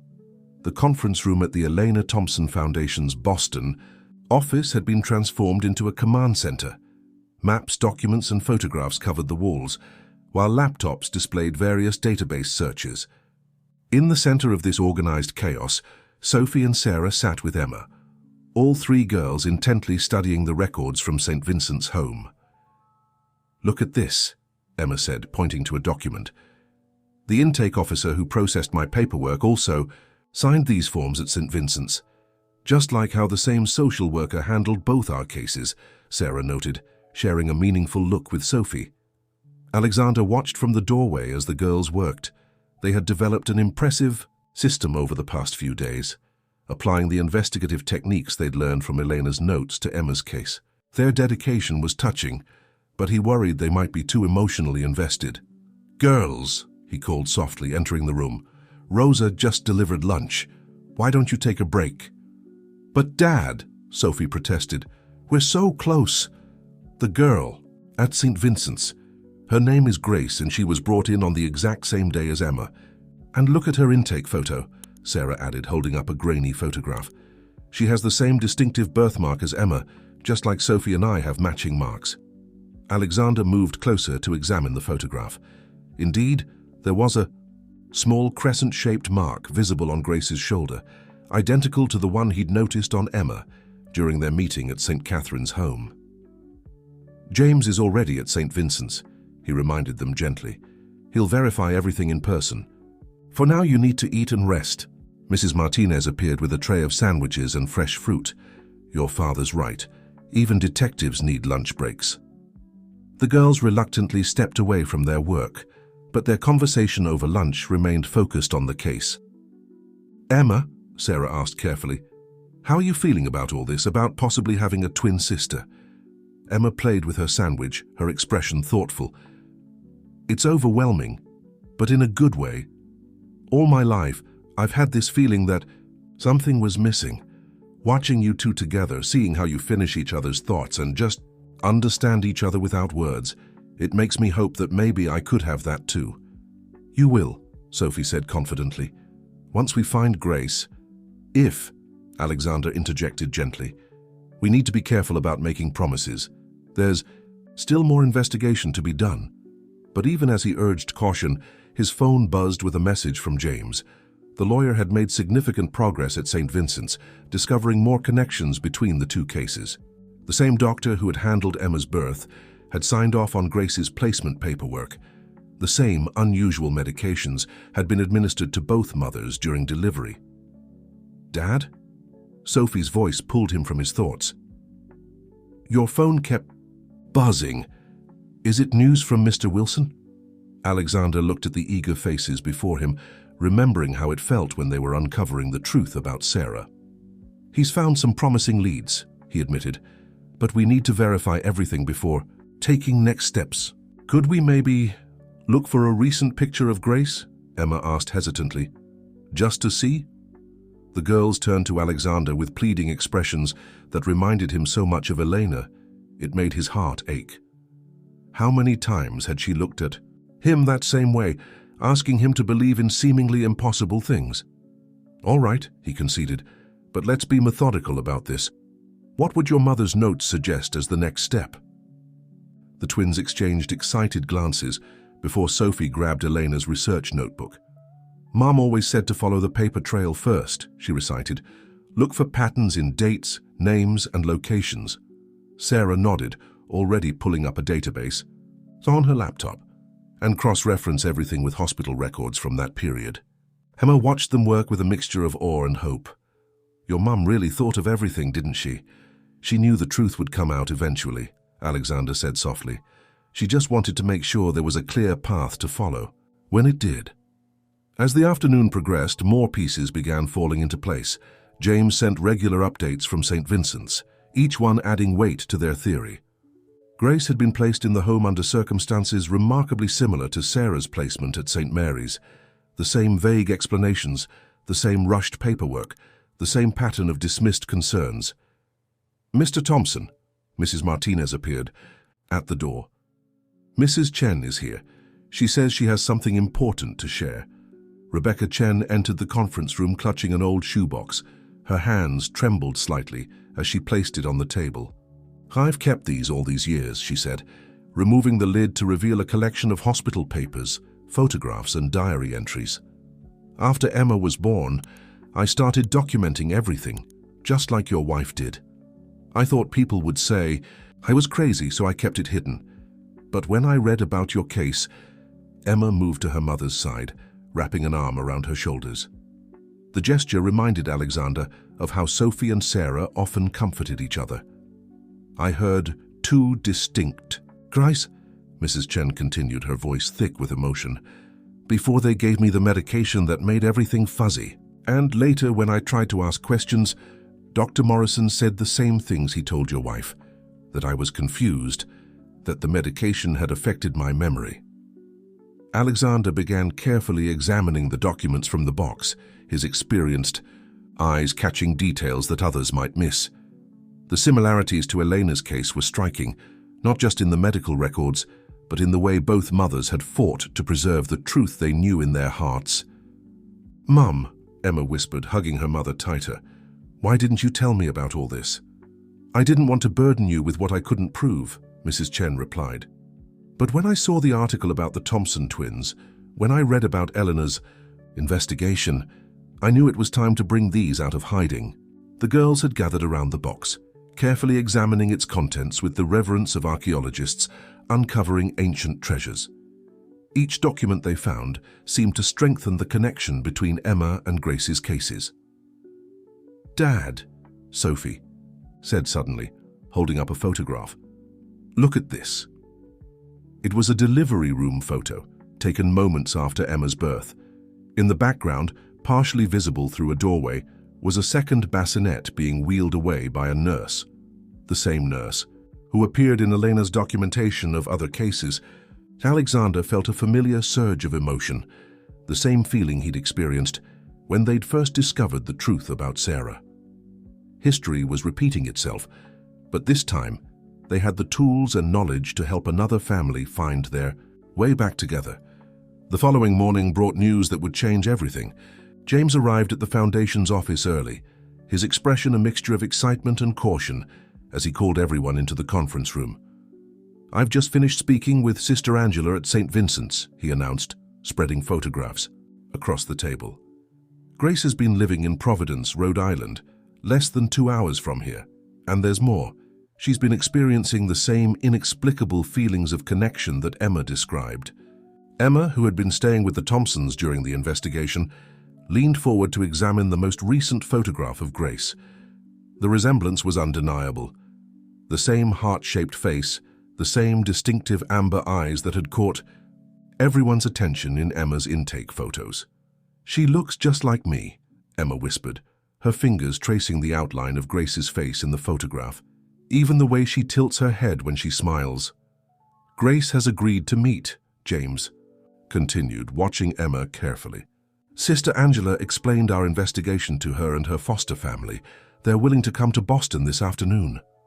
The room erupted in excited chatter, but Alexander noticed Sarah and Sophie exchange knowing looks. They understood better than anyone the complex emotions that came with such a meeting. "Emma," Sophie said gently, "would you like us to help you prepare? We remember how overwhelming our first meeting was." Emma nodded gratefully, her eyes never leaving Grace's photograph. What do I say to her? How do I explain that I've felt her absence my whole life without sounding crazy? "You don't have to explain that part," Sarah assured her. "If she's your twin, she'll understand without words. We did." Mrs. Martinez, ever practical, began organizing the details. "We should use the small conference room for the meeting. It's more intimate. And I'll have Rosa prepare a selection of snacks. Having something to focus on can help ease the tension." As the adults discussed logistics, the three girls retreated to their corner of the office. Sophie and Sarah shared their experience of first meeting, while Emma listened intently, occasionally touching the photograph as if to reassure herself that it was real. "The hardest part," Sophie explained, "was holding back all the questions we had. We wanted to know everything about each other right away." Sarah nodded in agreement. "But then we realized we had time. We didn't have to squeeze a lifetime into one meeting." "Did you feel it right away?" Emma asked. "The connection?" The twins shared another look before Sophie answered. "Yes, but it was overwhelming at first. Like suddenly having access to a part of yourself you didn't know was missing." The hours leading up to the meeting passed in a blur of preparation. Emma alternated between nervous excitement and quiet contemplation, while Mrs. Chen sat nearby, holding her daughter's hand and sharing meaningful glances with Alexander. They both understood the weight of this moment, the potential for healing and the risk of reopened wounds. Finally, James's phone buzzed with a message. "They're here," he announced softly. The Foundation's security team had arranged for Grace and her foster family to enter through a private entrance, avoiding the media that had begun gathering outside since news of another potential case had leaked. Emma stood as the conference room door opened, her mother's hand tight in hers. Sophie and Sarah moved closer, offering silent support on either side. The girl who entered could have been Emma's reflection. She had the same amber eyes, the same nervous habit of tucking hair behind her ear. For a moment, the two girls simply stared at each other, recognition and wonder playing across their identical faces. "Hi," Grace said softly, her voice trembling slightly. "I'm Grace." "Emma," came the equally soft reply. They moved toward each other slowly, as if drawn by an invisible force. When they were close enough to touch, both girls reached out simultaneously, their hands meeting in the middle. "How you have it too," Grace whispered, pushing up her sleeve to reveal the crescent-shaped birthmark on her shoulder. Emma nodded, showing her matching mark. "I used to think I was the only one who felt like this, like I was somehow incomplete. Like there was an echo where something else should be," Grace finished, tears filling her eyes. Their foster parents and Mrs. Chen watched from opposite sides of the room as the girls began to talk, their words tumbling out faster and faster as they discovered shared traits, similar interests, parallel experiences. Alexander moved to stand beside Mrs. Chen, who was watching the scene with tears streaming down her face. "They found each other," she said softly. "After all these years, they finally found each other." Sophie and Sarah sat nearby, their own hands clasped together as they witnessed another pair of sisters beginning their journey of reconnection. They had helped make this moment possible, using their own experience and their mother's guidance to light the way for others. "Dad," Sophie said quietly, "do you think there are more families out there waiting to be reunited?" Alexander looked at his daughters, seeing Elena's determination shining in their eyes. "If there are, we'll find them. That's what your mother would have wanted." As they watched Emma and Grace continue to discover each other, their connection growing stronger with each passing moment, Alexander felt Elena's presence more strongly than ever. She had known that exposing the truth about their family would create ripples of hope for others. Now watching those ripples spread, He understood that her legacy would reach far beyond anything they had initially imagined. The days following Emma and Grace's reunion brought a flood of new developments. The Elena Thompson Foundation's hotline was overwhelmed with calls from families who had seen the media coverage of their story. Each call seemed to reveal another piece of the puzzle that Elena had begun to assemble years ago. Alexander sat in his office, reviewing the latest batch of reports with James, while Sophie, Sarah, Emma, and Grace worked at their designated corner, now expanded to accommodate the 2 additional investigators in training. The girls had formed an immediate bond, united by their shared experiences and determination to help others. "Look at this pattern," Sophie said, spreading out a series of documents. "All these cases happened within a 5-year period, all at hospitals where Dr. Morrison had connections." Sarah nodded, adding another file to the growing collection. "And they all involved families with similar profiles, one parent with significant resources, and children who ended up in specific orphanages. Just like us," Grace added softly, exchanging glances with Emma. The two had barely left each other's side since their first meeting, making up for lost time with an intensity that reminded Alexander of Sophie and Sarah's early days together. Mrs. Martinez entered the office carrying a tray of afternoon snacks, pausing to observe the scene before her. "Eleanor would be so proud," she said quietly to Alexander, "not just of the girls, but of how her work has grown beyond anything we imagined." Indeed, the foundation had evolved rapidly. What started as a personal mission to help the Thompson family had become a beacon of hope for dozens of potentially affected families. The wall of their main office now featured a carefully mapped network of connections, each thread representing a possible case that needed investigation. "Mr. Thompson?" The intercom buzzed with his assistant's voice. "Catherine Bennett is here for your meeting." The journalist had become an invaluable ally in their investigation, using her resources and connections to help verify leads and bring attention to the growing number of cases. She entered the office with her characteristic energy, carrying a thick folder of new information. "You're going to want to see this," she said, spreading photographs across Alexander's desk. These came from a former nurse who worked with Morrison at 3 different hospitals. She's been keeping records of everything she witnessed, waiting for the right moment to come forward. The photographs showed delivery rooms, nurseries, and hospital corridors from various facilities where Morrison had worked. In several images, the same faces appeared repeatedly, staff members who had moved with him from hospital to hospital. "It wasn't just one hospital," Catherine explained. "It was a network. Morrison and his team would rotate through different facilities, implementing the same practices wherever they went." Emma and Grace had moved closer to listen, their expressions serious. Like Sophie and Sarah, they had become deeply invested in understanding the full scope of what had happened to their family and others. "That's her," Emma said suddenly, pointing to a nurse in one of the photos. "She was there the day I was born. Mom recognized her in the delivery room photo we found." Alexander studied the image carefully.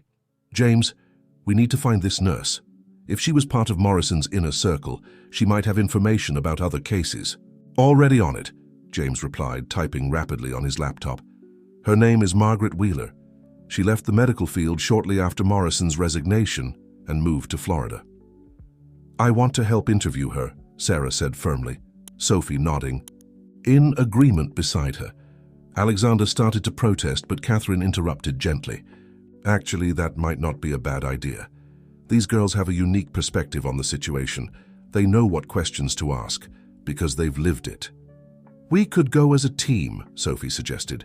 "Sarah and I have experience with these interviews. Now and Emma and Grace could share their story too. It might help Mrs. Wheeler understand why this is so important." The adults exchanged glances, considering the proposal. The girls had proven themselves remarkably capable and insightful in their investigation work. "We'd need to be careful," James cautioned. "Margaret Wheeler might not be willing to talk, especially if she was deeply involved in Morrison's activities." "But she kept these records," Grace pointed out, gesturing to the photographs. "That must mean part of her wanted the truth to come out eventually." Mrs. Martinez, who had been quietly observing, spoke up. Perhaps seeing these girls, living proof of what was done, might be exactly what she needs to finally tell her story. Alexander looked at the four girls, seeing in their faces the same determination that had driven Eleanor in her research. They had taken up her mission with a passion that went beyond simple curiosity or justice. For them, this was about healing, not just their own families, but potentially dozens of others who might be searching for their missing pieces. "We'll make arrangements," he decided. "But we do this carefully, professionally. No promises or accusations. We're just there to listen and learn." The girls broke into excited discussion, already planning their approach to the interview. Alexander watched them work, struck by how naturally they had fallen into their roles as investigators. Emma and Grace had brought new energy and perspective to the team, while Sophie and Sarah had become mentors of sorts, sharing what they had learned from their own journey. Catherine began organizing her notes, a slight smile playing on her lips. "You know," she said to Alexander, "when I first covered your family's story, I thought it was extraordinary. Now I realize it was just the beginning of something much bigger." "Elena knew," Alexander replied softly, watching the girls huddled together over their research. "Somehow, she knew that bringing our family's truth to light would help others find their way home too." The Florida sun beat down on the rental car as it wound through a quiet residential neighborhood in Tampa. Alexander glanced in the rearview mirror at the four girls in the back seat, all wearing matching Elena Thompson foundation polo shirts, their idea of presenting a professional image for the interview. "Remember," James reminded them from the passenger seat, "Mrs. Wheeler agreed to speak with us, but she's understandably nervous. We need to be patient and respectful." The house they pulled up to was modest, with well-tended flower beds and a small American flag by the door. Margaret Wheeler had agreed to meet them after weeks of careful communication through her lawyer, but the tension was palpable as they approached the front door. A woman in her 60s opened the door before they could knock. Her hair was silver, her face lined with age and worry, but her eyes were sharp as they took in the group before her, particularly the two sets of identical twins. "You must be the Thompson girls," she said softly, her gaze moving between Sophie and Sarah. "And you're Emma and Grace. I remember the day you were born." The admission hung in the air for a moment before Mrs. Wheeler stepped back, inviting them inside. The living room was neat and comfortable, with photographs covering the walls, mostly of landscapes and flowers, Alexander noticed, but no family pictures. "I've been following your foundation's work," Mrs. Wheeler said as they settled into seats. "When I saw the article about the Thompson twins, I knew it was only a matter of time before more cases came to light." "Is that why you kept records?" Sarah asked gently, pulling out her notebook, a habit she'd developed during their investigations. Mrs. Wheeler's hands twisted in her lap. "At first I told myself I was just being thorough, but deep down, I knew what we were doing was wrong. Dr. Morrison had a way of making it sound reasonable, placing babies with families who could provide better opportunities, protecting mothers from additional stress." "But they were separated from their families," Emma said, her voice quiet but firm. "From their sisters." "Yes," Mrs. Wheeler whispered, tears forming in her eyes. "I tried to justify it. The wealthy families could provide everything a child needed. The others would be placed in good homes, given chances they might not have had otherwise. But watching you girls now, seeing how you found each other despite everything, I know we were wrong." Sophie leaned forward. "Mrs. Wheeler, we're not here to judge you. We just want to understand, to help other families who might be searching for each other." The former nurse nodded, rising to retrieve a large box from a nearby closet. "I kept everything," she explained, setting it on the coffee table. "Every case I witnessed, every transfer I was part of. I couldn't bring myself to destroy the records even after I left nursing." As they began going through the documents, a pattern emerged that confirmed their suspicions.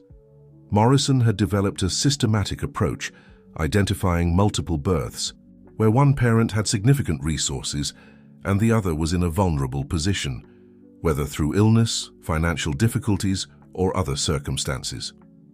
"He would arrange for complications during delivery," Mrs. Wheeler explained, her voice heavy with regret. "The mothers would be sedated, told there had been problems. In the confusion, one baby would be transferred to a pre-selected facility. The paperwork would be modified, records altered. How many cases, James asked, taking careful notes, that I personally witnessed? At least 15 over the years I worked with him. But Morrison operated at multiple hospitals, had other teams. The total number could be much higher. Grace, who had been quietly observing, spoke up. Why did you stay? If you knew it was wrong? Mrs. Wheeler's face crumpled slightly. Fear, at first. Morrison made it clear that our careers would be over if we spoke up. Then guilt. The weight of knowing became too heavy to bear. How could I come forward without admitting my own role? But watching your stories unfold in the media, seeing the healing that's possible, I knew it was time. Elena knew people would come forward, Alexander said softly. She believed that once the truth started emerging, others would find the courage to speak up. Mrs. Wheeler wiped her eyes. Your wife was remarkable, Mr. Thompson. She came closer to exposing the truth than anyone else had. When I heard about her passing, I almost came forward then, but fear held me back. I'm sorry. You're helping now, Sarah assured her. That's what matters. The girls worked methodically through the records, their experience from previous investigations evident in their organized approach. They identified patterns, cross-referenced dates and locations, and carefully documented everything that might help locate other separated families. There's something else you should know, Mrs. Wheeler said as the afternoon wore on. Morrison didn't work alone. There were board members, administrators at various hospitals who helped cover everything up. Some of them are still in positions of power. James straightened in his chair. We'll need names, dates, anything you can provide. These people need to be held accountable. And we need to protect the families who are just discovering the truth, Sophie added, showing wisdom beyond her years. As they prepared to leave, Mrs. Wheeler stopped them at the door. I've carried this burden for so long, she said, looking at the four girls. Watching you together, seeing how you've turned your pain into purpose, it gives me hope that some good can come from all of this. Back in the car, the girls immediately began organizing their notes, their excitement about the new information tempered by the weight of what they had learned. Dad, Sophie said thoughtfully, we're going to need a bigger office and more help. Alexander smiled, reminded again of Elena's vision. I think you're right. This is becoming bigger than we imagined. But that's good, isn't it? Grace asked. The bigger it gets, the more families we can help. Exactly what Mom would have wanted, Sarah agreed, sharing a knowing look with her sister. As they drove back to their hotel, Alexander reflected on how far they had come from that chance encounter in the park.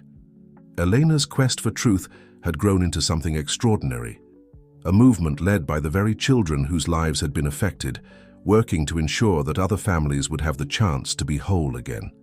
The Elena Thompson Foundation's headquarters buzzed with unprecedented activity. In the weeks following Margaret Wheeler's revelations, the organization had grown exponentially. New staff members occupied recently renovated offices, while volunteers managed the constantly ringing phones. At the heart of it all, the four girls maintained their special corner, now equipped with additional computers and a dedicated research space. Another match confirmed, Sophie announced, hanging up her phone with barely contained excitement. A family in Chicago just got their DNA results. They match with a girl in Seattle. Same birth date, same hospital, same circumstances. Sarah immediately began updating their digital database, which had become an intricate web of connections linking separated families across the country.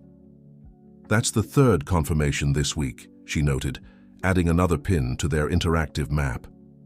Emma and Grace, who had officially joined the Foundation's youth outreach program, were reviewing letters from other children in orphanages and foster homes who suspected they might have siblings. Listen to this one, Grace said, holding up a letter. This girl in Texas says she's always had dreams about a sister who looks just like her. She saw our story on the news and recognized the feeling we described, that constant sense that something was missing. Alexander watched from his office doorway, marveling at how naturally the girls had taken to their roles. They had become the heart of the Foundation, their personal experiences lending credibility and understanding to their interactions with other families. Mr. Thompson. His assistant appeared with a tablet displaying breaking news. The hospital. Board in Philadelphia just announced an internal investigation. They're specifically citing Mrs. Wheeler's testimony. The ripple effect of Margaret Wheeler's confession had been extraordinary. Other former hospital staff members had begun coming forward, each new testimony adding weight to their case. Morrison's network was unraveling rapidly, exposing decades of systematic deception. James burst into the office, his usually calm demeanor animated with urgency. "We've got something big," he announced, settling into a chair. "Remember those board members Mrs. Wheeler mentioned? One of them wants to talk." The girls immediately abandoned their tasks, gathering around to listen. They had earned their place in these discussions, their insights often proving invaluable. "Dr. Patricia Collins," James continued, pulling up a file on his laptop. "She was on the board at 3 different hospitals where Morrison worked. She says she has documentation that could help us identify dozens more cases." "Why is she coming forward now?" Sarah asked, her experience making her cautiously optimistic. "She says watching these families reunite changed her perspective, seeing the real impact of what they did." James paused, glancing at the 4 girls. "She says she can't stay silent anymore." Alexander studied the preliminary information James had brought. Dr. Collins had been young when she joined the first hospital board, eager to advance her career. Morrison had taken her under his wing, gradually involving her in his scheme. "She's taking a huge risk," Emma observed. "These revelations could end her career." "Sometimes doing the right thing requires sacrifice," Sophie said quietly, touching her locket, a gesture she and Sarah still shared in moments of significance. Grace nodded in agreement. "Like your mum. She knew exposing the truth might have consequences, but she did it anyway." Alexander felt a familiar ache in his chest at the mention of Eleanor. She would have been amazed to see how her initial investigation had grown into this movement for truth and justice. "We should meet with her," Sarah suggested. "All of us. Show her that coming forward can lead to healing, not just consequences." The others quickly agreed. They had learned that their presence, living proof of families reunited, often helped encourage hesitant witnesses to share their stories. Mrs. Martinez, who had been quietly organizing files nearby, spoke up. "I'll prepare the conference room. Dr. Collins might feel more comfortable in a less formal setting." As preparations for the meeting began, Catherine Bennett arrived for her weekly update. The journalist had become a trusted ally, helping to manage media coverage of their growing investigation. "The public response has been overwhelming," she reported, showing them the latest analytics. "Your story has inspired people across the country to question similar adoption irregularities. Support groups are forming in multiple cities." "Mum would have loved that," Sophie said, smiling at Sarah. "She always said the truth has a way of creating communities." Alexander watched as the girls returned to their work, each focused on their specific tasks, but moving in synchronized harmony. Emma and Grace had adapted seamlessly to the Foundation's mission, their own experience adding another layer of understanding to their investigations. "You know," Catherine observed quietly, "when I first wrote about your family's story, I thought it was extraordinary. But what's happening now, this movement you've created, it's revolutionary. You're not just reuniting families, you're changing the way people think about truth, justice, and the power of never giving up." Alexander nodded, his eyes on the wall of photos that had grown to include dozens of reunited families.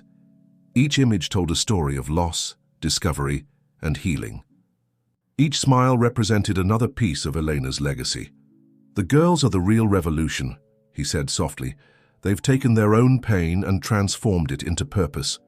They're finishing what Elena started, but they're doing it in their own way."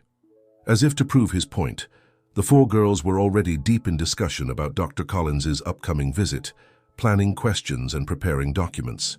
They had developed an intuitive understanding of how to approach these sensitive conversations, combining their natural empathy with the investigative skills they'd learned from Elena's notes.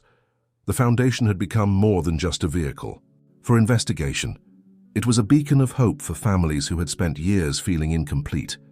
And at its heart were 4 extraordinary girls who refused to let fear or convention stand in the way of uncovering the truth. Dr. Patricia Collins arrived at the Foundation on a rainy Tuesday morning, her professional demeanor barely masking her nervous energy. She paused in the lobby, taking in the wall of family photos, dozens of smiling faces telling stories of reunion and reconciliation. "Welcome, Dr. Collins," Sophie greeted her, professional despite her youth. "I'm Sophie Thompson, and this is my sister Sarah. And I'm Emma Chen," Emma added, stepping forward with Grace. "This is my sister Grace. We're the second case the Foundation helped solve." Dr. Collins looked between the two sets of twins, her composed facade cracking slightly. "I remember both your cases," she said softly.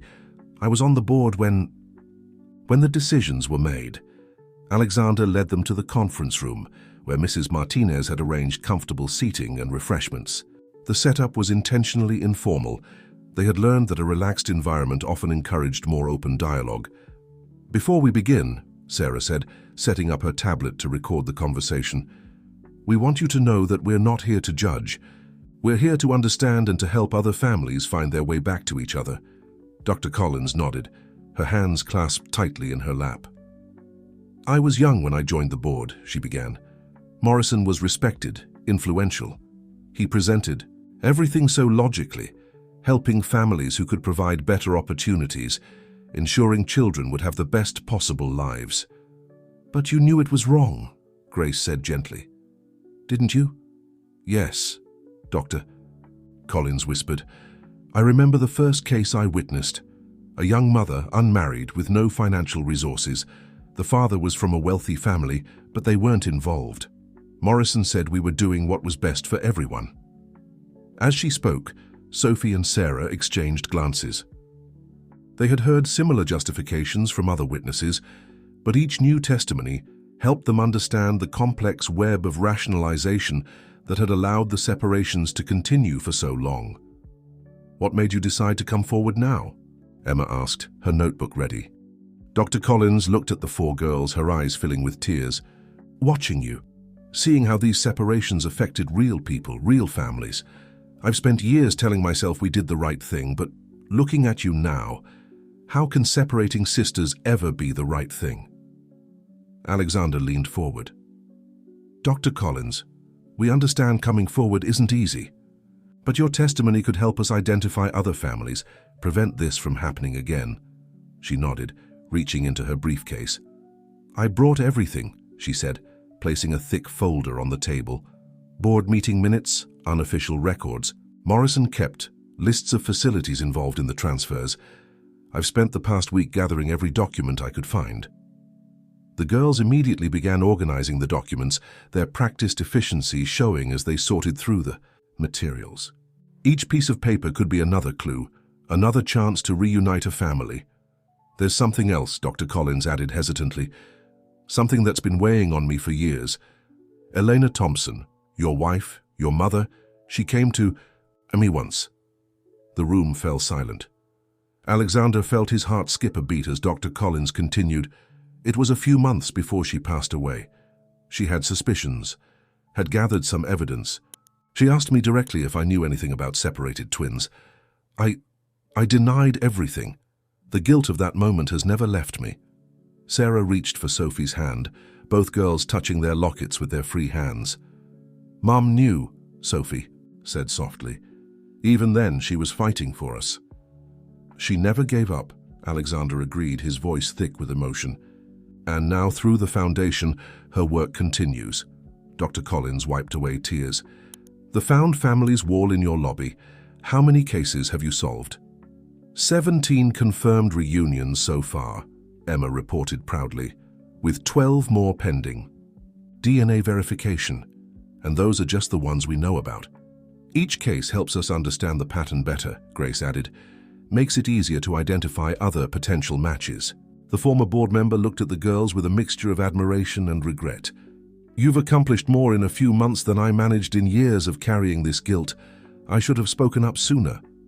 "But you're speaking now," Sarah reminded her. "That's what matters." As they continued reviewing the documents, more patterns emerged. Dr. Collins's records provided crucial links between cases they had suspected were connected, but couldn't prove. Names, dates, and locations formed a clear picture of how Morrison's network had operated. "We'll need to approach this carefully," James advised, reviewing his notes. Some of these families may not be ready for the truth, and some of the people involved are still in positions of power. "We'll do what we've always done," Sophie said confidently. "Take it one family at a time, provide support through every step of the process. And protect those who come forward," Emma added, thinking of Margaret Wheeler and now Dr. Collins.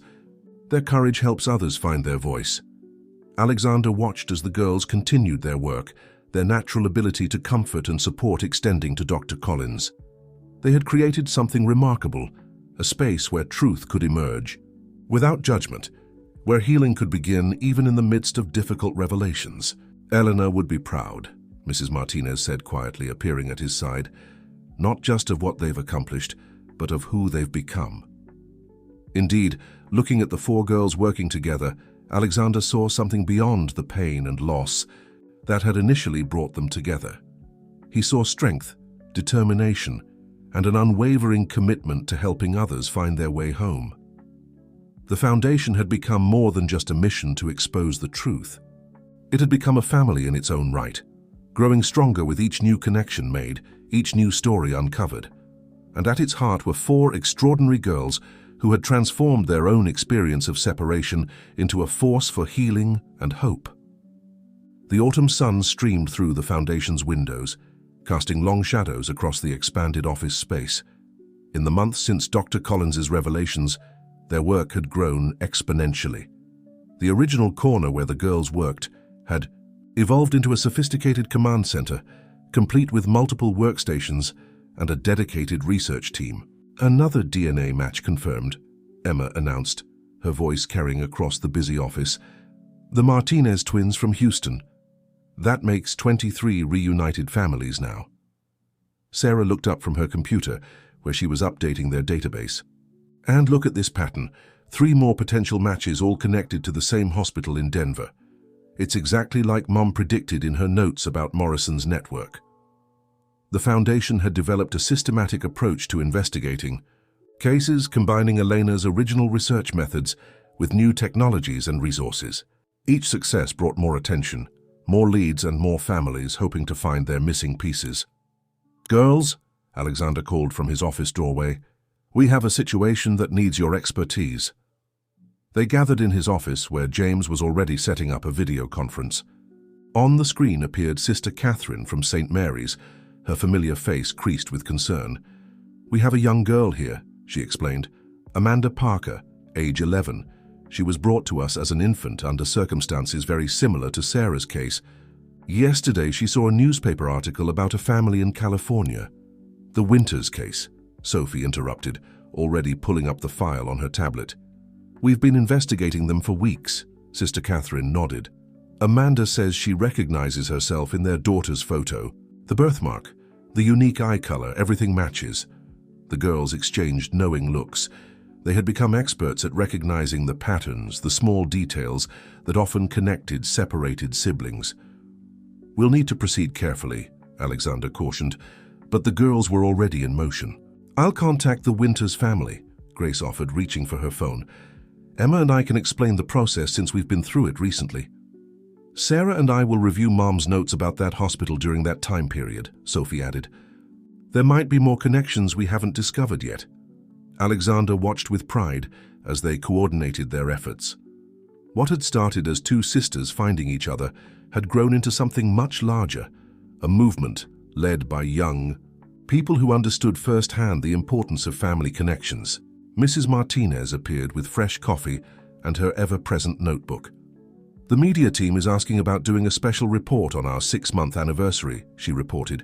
"They're particularly interested in how the girls have become the face of the foundation." "Speaking of which," James interjected, "the hospital board in Denver is requesting a meeting. Dr. Collins's testimony has prompted them to launch their own internal investigation." The foundation's influence had grown far beyond their initial expectations. They weren't just reuniting families anymore. They were changing how institutions handled adoption records and medical documentation. "Did you ever imagine this?" Sarah asked her father quietly, gesturing at the bustling office beyond his door. "When you took me home that first day, did you think we'd end up here?" Alexander smiled, remembering the confused, hopeful girl who had appeared in the park that day. "Your mother imagined it," he replied. "She knew that finding the truth about our family would lead to something bigger." "The truth has a way of growing," Sophie quoted from Elena's notes, a phrase that had become something of a motto for their work. A commotion at the reception desk drew their attention. A woman had arrived unannounced, clutching a folder and looking nervous. The security team, well trained in handling unexpected visitors, had already moved to intercept her. "Wait," Emma called out, studying the woman's face. "She looks like one of the nurses from the photos Mrs. Wheeler gave us." The woman turned. They heard Emma's voice, her eyes widening as she took in the two sets of twins. "I worked with Dr. Morrison," she said, her voice trembling, "at 3 different hospitals. I've been following your work in the news, and I can't stay silent anymore." The girls immediately shifted into their well-practiced routine for handling new witnesses. Grace went to get water, while Sophie and Sarah guided the woman to their interview room. Emma retrieved their standard documentation forms, her movements synchronized with her sister's without need for words. "What's your name?" Sarah asked gently, once they were settled. "Linda Martinez," the woman replied, no relation to their Mrs. Martinez. "I was a delivery nurse for 20 years. I saw things that have haunted me ever since." Alexander watched from the doorway as his daughters and their friends handled the interview with remarkable professionalism. They had developed an intuitive understanding of how to make witnesses feel comfortable, how to ask the right questions, how to piece together fragments of information into a coherent narrative. "We'll need to verify everything," James reminded them quietly. "Of course," Sophie agreed, "but look at these hospital records she brought. They match the timeline we already established from Dr. Collins's documents." The Foundation had become a beacon of hope, not just for separated families, but for those who had carried the burden of silence for years. Each new witness who came forward helped them understand more about how Morrison's network had operated, and how they could prevent similar situations in the future. As the afternoon progressed, more details emerged from Linda's testimony. She had worked primarily in the nursery, witnessing countless separations, but feeling powerless to stop them. Like others before her, she had kept records, small notes, documents, photographs that might someday help reveal the truth. "I used to look at the babies," she confessed, tears rolling down her cheeks, "and wonder if they would ever find each other again, if they would feel that something was missing from their lives like you all did." Emma reached across the table to squeeze the woman's hand. "They will find each other," she said firmly. "That's why we're here. That's why your testimony is so important." The Elena Thompson Foundation's 6-month anniversary celebration was intentionally modest, a small gathering in the conservatory that had become the heart of their operations. The room was filled with orchids, Elena's favorite flowers now, tended by her daughters with the same care she had once shown. Among the guests were families they had helped reunite, each with their own story of loss and rediscovery. The Martinez twins from Houston sat with their parents, still marveling at their newfound connection. The Winters family had flown in from California, their daughter Amanda inseparable from her newly discovered sister. "I never thought this day would come," Sister Catherine said, watching the interactions with tears in her eyes. "When Sarah first came to St. Mary's, I sensed there was something special about her. But this is beyond anything I could have imagined." Alexander stood near the back of the room, observing the scene with quiet pride.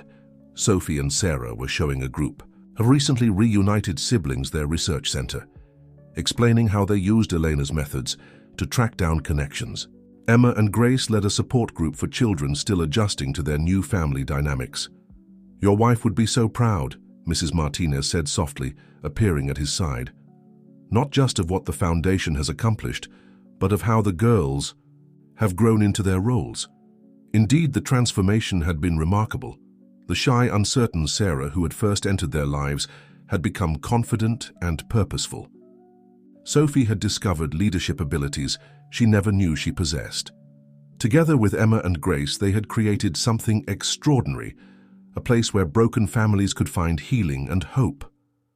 Catherine Bennett, working on a follow-up, piece about the foundation was interviewing Dr. Collins and other former hospital staff who had come forward. Their testimonies had been crucial in understanding the full scope of Morrison's network and in helping other institutions recognize and address similar issues. "Dad," Sophie called, waving him over to where she and Sarah stood with a newly arrived family. "This is the Richardson family. They found us through the website yesterday." The Richardsons looked nervous but hopeful, clutching a folder of documents much like the ones Elena had collected. Their story, as it emerged, followed the familiar pattern: a confused delivery, sedated mother, and years of unanswered questions. "We'll help you," Sarah assured them, her voice confident and compassionate. "We have a whole team now and a process that works. You're not alone anymore." The Foundation's approach had evolved significantly since their early days. They now offered comprehensive support, legal assistance, counseling, DNA testing, and, perhaps most importantly, a community of people who understood exactly what these families were going through. "Sometimes I wonder," Emma mused later as they cleared away the celebration decorations, "how many more families are out there? How many people don't even know they should be looking?" "That's why our outreach program is so important," Grace replied, referring to their newest initiative. "The more stories we share, the more people will recognize their own situations." The Foundation had recently launched a series of educational programs working with hospitals and adoption agencies to improve transparency and record-keeping. They were also developing resources for medical professionals who might encounter similar cases in the future. "Mom would have loved this part," Sophie said, carefully wrapping a leftover cake for Sister Catherine to take back to St. Mary's. "She always said that healing happens in communities, not in isolation." Sarah nodded, touching her locket, a gesture that had become less frequent but no less meaningful. "Remember what she wrote in her letter? About how the truth has a way of creating connections." "Speaking of connections," James interrupted, approaching with his tablet, "the Denver Hospital Board just confirmed our meeting for next week. They're interested in implementing our recommended protocols for multiple birth deliveries." Alexander watched as the girls immediately began planning their presentation, their enthusiasm unchanged despite the long day. They had become experts at sharing their story in ways that inspired institutional change while protecting the privacy of the families involved. Mrs. Martinez began turning off lights in the conservatory, leaving only the soft glow of decorative lanterns. The orchids cast delicate shadows on the walls, reminiscent of the day Elena had first planted them. "You know what makes this place special," she said thoughtfully. "It's not just about reuniting families. It's about creating a space where healing can happen naturally, where people can find their way back to each other in their own time." Alexander agreed, thinking of how their own family's journey had led to this moment. The Foundation had become more than just a mission to expose the truth. It was a living testament to Elena's belief in the power of love and persistence. As the evening wound down, the four girls gathered in their favorite corner, surrounded by the evidence of their work: maps showing connected cases, folders of ongoing investigations, and most importantly, the wall of smiling photographs showing families made whole again. "Sometimes I think about that day in the park," Sarah said softly. "How scared I was to speak up, to say what I believed to be true." "I'm glad you did," Sophie replied, hugging her sister. "Look at all the good that's come from that one moment of courage." Emma and Grace nodded in agreement, their own story of reunion now woven inextricably into the Foundation's larger narrative. Together they had created something beautiful from their experiences of loss and separation, a place where truth could emerge, where healing could begin, and where families could find their way home. The morning sun filtered through the windows of the Denver Medical Center's boardroom, where Alexander sat with Sophie and Sarah, preparing for their presentation. The girls had insisted on being part of this meeting, arguing that their personal experience would make the strongest case for institutional change. "Remember," James whispered as board members began filing in, "these people are allies now. Dr. Collins's testimony changed everything. Indeed, the atmosphere was different from their earlier confrontations with hospital administrators. Instead of defensive posturing, they were met with genuine interest and concern. Dr. Helen Rivera, the current board chair, had been particularly vocal about wanting to make amends for past wrongs. Before we begin, Dr. Rivera addressed the room, I want to thank the Elena Thompson Foundation for agreeing to help us implement new protocols. What happened under Morrison's leadership was a breach of trust that we're committed to rectifying. Sophie opened their presentation with the story that had started it all, her reunion with Sarah. The board members listened intently as she described the moment in the park, the discovery of Elena's research, and the growing network of families they had helped since then. Our mother knew that exposing the truth about our separation would lead to more discoveries, Sarah continued, her voice steady and confident. But she also believed in the power of institutions to change, to do better once they understood the impact of their actions. The presentation moved into the practical aspects of their proposed changes. The foundation had developed comprehensive guidelines for handling multiple births, ensuring transparency and maintaining detailed records. They had also created support systems for families who might face challenging circumstances during pregnancy and delivery. The key, Alexander explained, is creating an environment where ethical concerns can be raised without fear of retaliation. Many of our witnesses have told us they stayed silent because they felt powerless to challenge the system. Back at the Foundation's office, Emma and Grace were coordinating with their expanding network of support groups. The Foundation now offered regular meetings for reunited families, helping them navigate the complex emotions that came with rediscovering lost siblings. Another call from St. Vincent's, Grace announced, as Alexander, Sophie, and Sarah returned from Denver. They've identified 3 more cases that match Morrison's pattern. Sister Angela is already reviewing their records. The Foundation's work had created a ripple effect throughout the adoption and medical communities. Orphanages and hospitals across the country were re-examining their historical records, looking for patterns they might have missed before. We should organize a conference, Sophie suggested during their afternoon strategy meeting. Bring together all the institutions we've worked with, share best practices, create a unified approach to handling these cases. Mom would have loved that idea, Sarah agreed, already pulling up their contact database. She always said that lasting change happens through collaboration, not confrontation. Mrs. Martinez, who had been quietly observing from her desk, spoke up.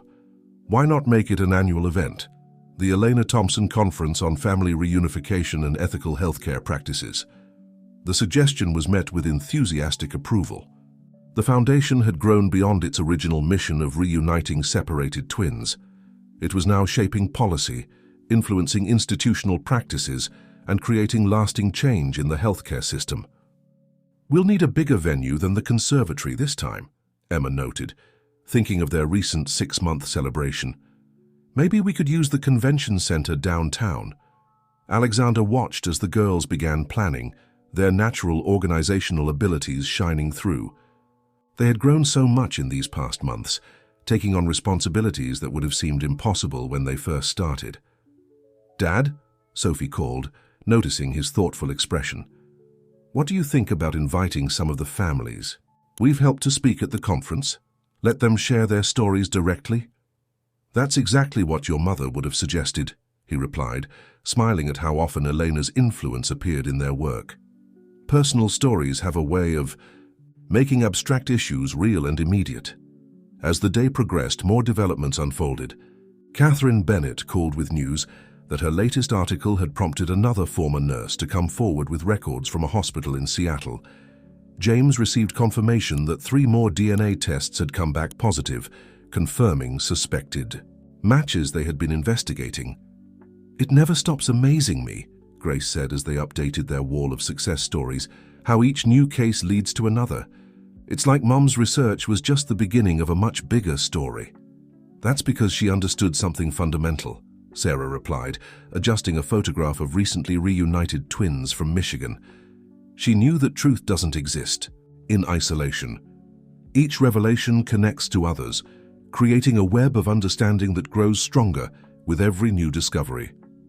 The Foundation's office hummed with activity as staff members coordinated various projects, support group meetings, investigation follow-ups, legal consultations. What had started in one corner of Alexander's corporate building now occupied an entire floor, with plans to expand further. "We're going to need more help soon," Emma observed, reviewing their growing caseload. "Maybe we could start an internship program, train other young people who want to help with family reunification work." The suggestion sparked an animated discussion about the foundation's future. They had already developed comprehensive training materials based on Elena's methods and their own experiences. Why not share that knowledge with others who felt called to this work? "Think about it," Sophie said excitedly. "We could create a whole network of investigators and support staff, all trained to handle these cases with the same care and attention, to detail that Mom used in her research." Alexander listened to their plans with pride and a touch of amazement. Eleanor's quest for truth had grown into something far beyond what any of them had imagined. Through their daughter's dedication and hard work, her legacy was touching lives across the country, creating positive change in ways that would continue long into the future. As autumn painted Central Park in shades of gold and crimson, Sophie and Sarah stood near the spot where they had first met. The bench where Alexander had sat that fateful day was now marked with a small plaque, a dedication to Elena Thompson and the foundation that bore her name. "It feels like a lifetime ago," Sarah mused, touching her locket. "I was so scared that day, but something inside me knew I had to speak up." "And now look at us," Sophie replied, gesturing to the small crowd gathering nearby. They had chosen this meaningful location for a special announcement, the official launch of the Elena Thompson Foundation's Youth Ambassador Program. Emma and Grace were already setting up the presentation materials, coordinating with the Foundation's media team. They had selected 20 young people from across the country to be the first cohort of ambassadors, each with their own connection to family separation and reunion. "Ready?"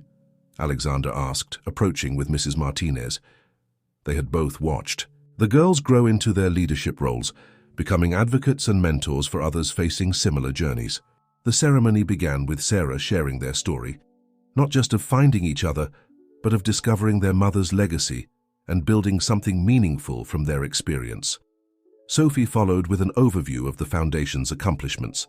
37 families reunited, 15 hospitals implementing new protocols, and countless lives touched by their work. "But today isn't about looking back," Emma announced, stepping forward. "It's about moving forward, about expanding our reach and helping more families find their way home." Grace introduced the youth ambassadors, each selected for their passion and commitment to the Foundation's mission. Some were reunited siblings themselves, while others had been inspired by the stories they'd witnessed through the Foundation's work. Elena Thompson believed in the power of truth to create positive change, one young ambassador said during her introduction. "Through this program, we're carrying that belief forward, reaching into new communities and helping more families discover their own hidden connections." The program would train ambassadors in investigation techniques, counseling support and advocacy work. They would learn to handle cases with the same care and attention to detail that had become the Foundation's hallmark. "Look at them," Mrs. Martinez whispered to Alexander as the young people gathered for photos. "Elena would be so proud of how her work has grown, how it's inspiring a new generation." Indeed, watching the enthusiastic group of ambassadors interact with his daughters, Alexander felt Elena's presence strongly. She had always believed that young people had a special capacity for empathy and understanding, especially in matters of family and identity. After the ceremony, the four girls led their new team on a tour of the park, sharing stories and building connections that would strengthen their work together. The autumn breeze carried the sound of their laughter, a reminder of how far they had come from the tension and uncertainty of their first meeting. "Dad!" Sophie called, waving him over to where the group had gathered by the pond. "We want to show them the ducks. It's kind of become our tradition with new team members." Alexander smiled, remembering how Sophie had been feeding these same ducks the day Sarah found them. Now, watching the ambassadors toss breadcrumbs and share their own stories, he saw how natural elements could help ease difficult conversations and build trust. "We should make this part of our regular training," Grace suggested. "Bringing new team members here, letting them feel the significance of where everything started." "It's like Mom always wrote in her notes," Sarah added. "The most important Breakthroughs often happen in unexpected places, when people feel comfortable enough to share their truth. As the afternoon progressed, more foundation members arrived, including some of the families they had helped reunite. The park became a gathering place for celebration and reflection, with small groups scattered across the grass, sharing experiences and offering support to those still early in their journey. "You've created something extraordinary, Catherine," Bennett observed, having arrived to document the ambassador program's launch. "This isn't just about finding lost family members anymore. It's about creating a community where healing can happen naturally." The girls had insisted on ending the day with a special ceremony by Elena's plaque. Each ambassador placed a single orchid, Elena's favorite flower, near the bench, symbolizing their commitment to carrying forward her legacy of truth and healing. "Mom always said that flowers have a way of bringing people together," Sophie explained to the group. "They remind us that growth takes time, that beauty can emerge from difficult circumstances if we nurture it properly."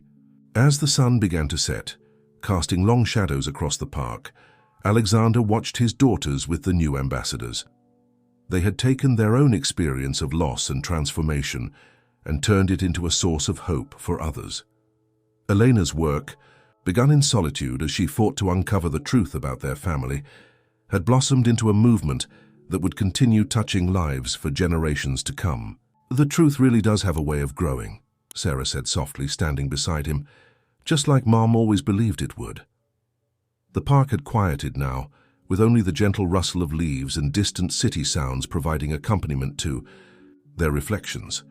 This place, where their journey had begun with a chance encounter and a brave declaration of truth, had become sacred ground, a testament to the power of love, persistence, and the unbreakable bonds of family. The Elena Thompson Conference Center buzzed with activity as delegates from across the country gathered for the Foundation's first international symposium. What had started as a simple idea during their strategy meeting had grown into a major event, drawing participants from hospitals, adoption agencies, and family advocacy groups worldwide. Sophie and Sarah stood at the registration desk, greeting arrivals alongside Emma and Grace. The four girls had become the face of the Foundation, their story inspiring others to examine their own family histories and institutional practices. "Dr. Ramirez is here from Mexico City," Sophie announced, checking her tablet. "Her hospital network has identified several cases that match Morrison's pattern. They're requesting our help with the investigations." The Foundation's influence had begun spreading beyond American borders, as similar cases emerged in other countries. Eleanor's meticulous research methods were being adapted to help families across different cultures and legal systems. "The Australian delegation just arrived too," Grace added, directing them to the main conference hall. "They're particularly interested in our DNA database system." Alexander watched from the mezzanine level, pride swelling in his chest. The conference center, recently dedicated in Elena's name, was a testament to how far they had come. The modern building featured state-of-the-art research facilities, counseling rooms, and a permanent exhibition space documenting the Foundation's journey. "Mr. Thompson," one of their youth ambassadors approached with an urgent message. "The team in Seattle just confirmed another match. Twins separated at birth in 1989, one raised in Washington State, the other in British Columbia. Have Sophie and Sarah coordinate with our Canadian partners," he replied, noting how naturally he had come to rely on his daughter's expertise. They've handled cross-border cases before. The morning's keynote session began with a powerful presentation. The Martinez twins from Houston, now active Foundation volunteers, shared their story of reunion and healing. Their parents spoke about the joy and challenges of rebuilding family bonds, while their youth ambassador discussed the support systems that had helped them through the process. "Every story matters," Sarah emphasized during her introduction of the next speaker. "Each family we help adds another piece to our understanding of how these separations happened and how we can prevent them in the future." Dr. Collins, who had become a valuable ally in their work, presented new research on the psychological impacts of family separation and reunion. Her data, collected from the Foundation's growing network of supported families, provided crucial insights for healthcare providers and counseling professionals. Between sessions, the girls gathered in what they still called their corner, though it had evolved into a sophisticated command center within the new building. The wall of success stories had grown so large, it now required its own dedicated space, with interactive displays allowing visitors to explore each family's journey. "Remember when this was just the four of us working from Dad's office?" Emma mused, watching volunteers coordinate with international partners via video conference. "Mom would never have imagined this," Sophie said, touching her locket. "Well, maybe she would have. She always saw possibilities that others missed." The afternoon sessions focused on practical applications of their work. Foundation teams demonstrated their investigation methods, sharing the updated versions of Elena's research protocols. Young ambassadors led workshops on family support and community building, while legal experts discussed the complexities of international family reunification. "We're receiving reports from the Singapore team," Grace announced during their afternoon briefing. "They've identified a pattern of separations in Southeast Asia that might be connected to Morrison's network. Multiple hospitals, same time. Period," Sarah noted, examining the data. "And look at this. Some of the administrative staff had connections to the hospitals we investigated here." Alexander joined their discussion, remembering how Eleanor had once theorized that the separation scheme might have international reach. Her notes had hinted at global connections, though she hadn't lived long enough to explore them fully. "Your mother would be amazed," Mrs. Martinez said, bringing them their usual afternoon tea, "not just by how far the foundation has come, but by how you girls have grown into your roles." Indeed, watching his daughters coordinate with international teams and mentor young ambassadors, Alexander saw Elena's influence in every aspect of their work. They had inherited her determination, her attention to detail, and most importantly, her compassion for families seeking answers. "Dad," Sophie called out suddenly, "the team in Vancouver needs our help with a delicate situation. They found a potential match, but one of the families is hesitant about coming forward." "We could go," Sarah suggested. "Emma and Grace handled things here when we went to Denver, and sometimes families need to see firsthand that reunion is possible." The suggestion sparked a familiar warmth in Alexander's chest. His daughters had developed an intuitive understanding of what separated families needed, not just practical help, but hope and reassurance from others who had walked the same path. As the day's sessions wound down, participants gathered in the central atrium where Eleanor's portrait hung above a peaceful water feature. The space had been designed to encourage reflection and conversation, with comfortable seating areas and walls lined with stories of reunion and healing. "It's amazing," one of the international delegates commented, "how one family's story could create such positive change in the world." Looking at his daughters among their growing network of supporters and allies, Alexander knew it was more than just their story. It was Elena's legacy of persistence and hope, transformed by their daughters into a global movement for truth and family reunification. As winter draped New York in a gentle blanket of snow, the Elena Thompson Foundation prepared for another milestone. The holiday season brought a special gathering, a celebration of 50 successful reunions, each representing a family made whole through their work.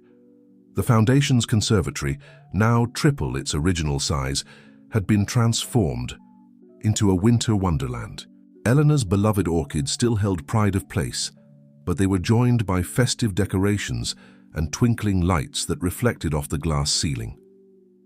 "Everything's ready for the families," Mrs. Martinez announced, surveying the space with satisfaction. "Rosa's outdone herself with the catering, and the youth ambassadors have prepared something special for the ceremony." Sophie and Sarah, dressed in matching blue dresses that complemented their lockets, were greeting early arrivals. Emma and Grace coordinated with the Foundation's support team, ensuring that each family felt welcomed and comfortable. "The Richardson twins are here," Emma called out, waving to the recently reunited sisters they had helped in Vancouver. "And look, they brought their whole extended family." The celebration was more than just a marker of their success. It was a testament to the healing power of truth and persistence. Families mingled freely, sharing stories and offering support to those still adjusting to their new relationships. "I remember our first meeting," Sarah said softly to a young girl who had just found her twin brother. "It feels overwhelming at first, but you'll find your rhythm. The connection was always there, waiting to be rediscovered. Alexander watched from his usual spot near Elena's portrait as the room filled with laughter and conversation.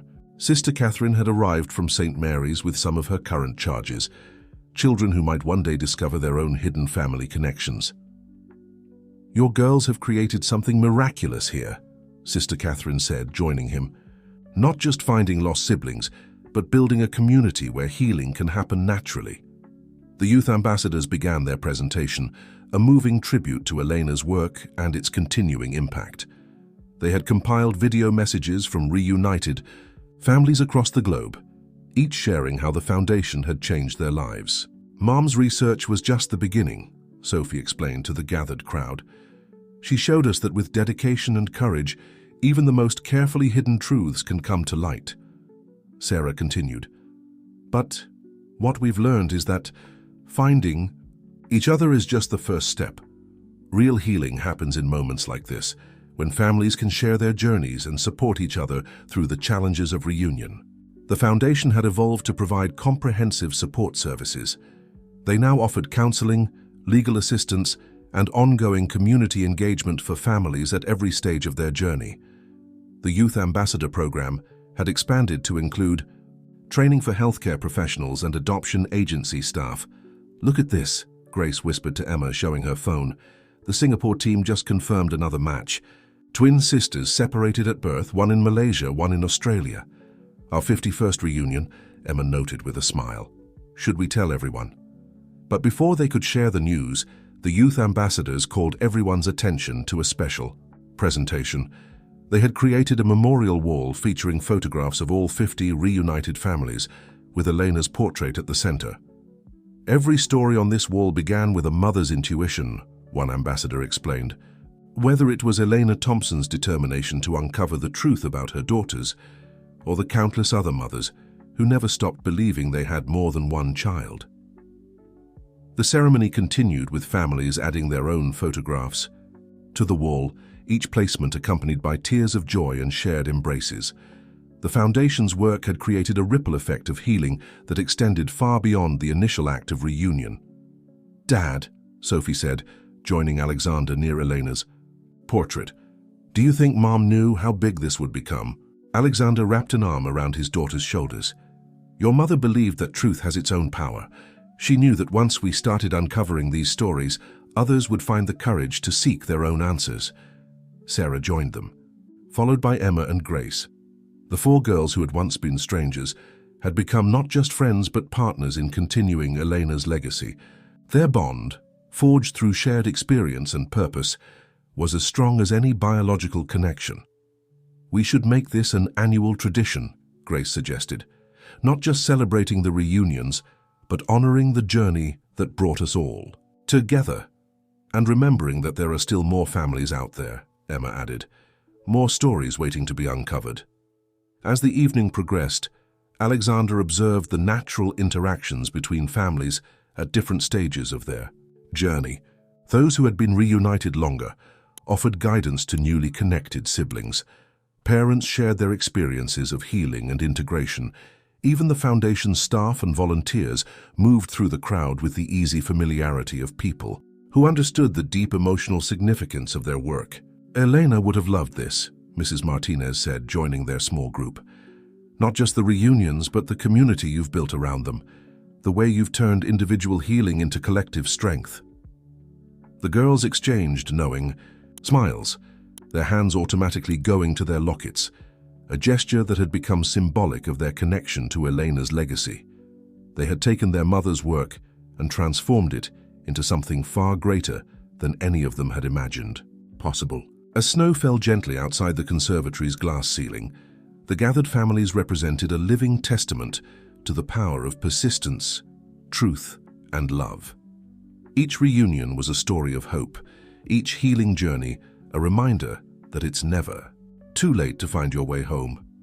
Spring brought new life to the Elena Thompson Foundation's gardens, where Sophie and Sarah often retreated for moments of quiet reflection. The space had been designed to honor their mother's love of growing things, with winding paths and secluded benches nestled among blooming flowers. "Can you believe it's been almost a year?" Sarah asked, touching a newly opened orchid. "Sometimes it feels like yesterday that I found you in the park, and other times it seems like we've never been apart." Sophie nodded, understanding exactly what her sister meant. The past year had transformed their lives in ways none of them could have predicted. The foundation had grown from a small family mission into an international organization, yet they had managed to maintain the personal touch that made their work so effective. "Ms. Thompson?" A young intern approached hesitantly, still adjusting to the fact that this title could refer to either sister. "The team from Johns Hopkins is here for the training session." The foundation had recently launched a comprehensive training program for medical institutions, teaching them to identify potential separation cases and implement preventive protocols. Today's session would be led by all 4 girls, each sharing their unique perspective on the importance of family preservation. "Dr. Morrison's sentencing is tomorrow," Emma mentioned as they prepared for the presentation. She and Grace had arrived early to help set up the training room. "The media team wants to know if we should release a statement." The former hospital director had finally faced justice for his role in separating families. His trial had brought forward even more witnesses, each testimony adding to their understanding of how the separation scheme had operated. "I think we should focus on the positive changes his actions inadvertently sparked," Grace suggested. "How exposing the truth led to better practices and reunited families." Alexander watched from the doorway as the girls discussed their approach.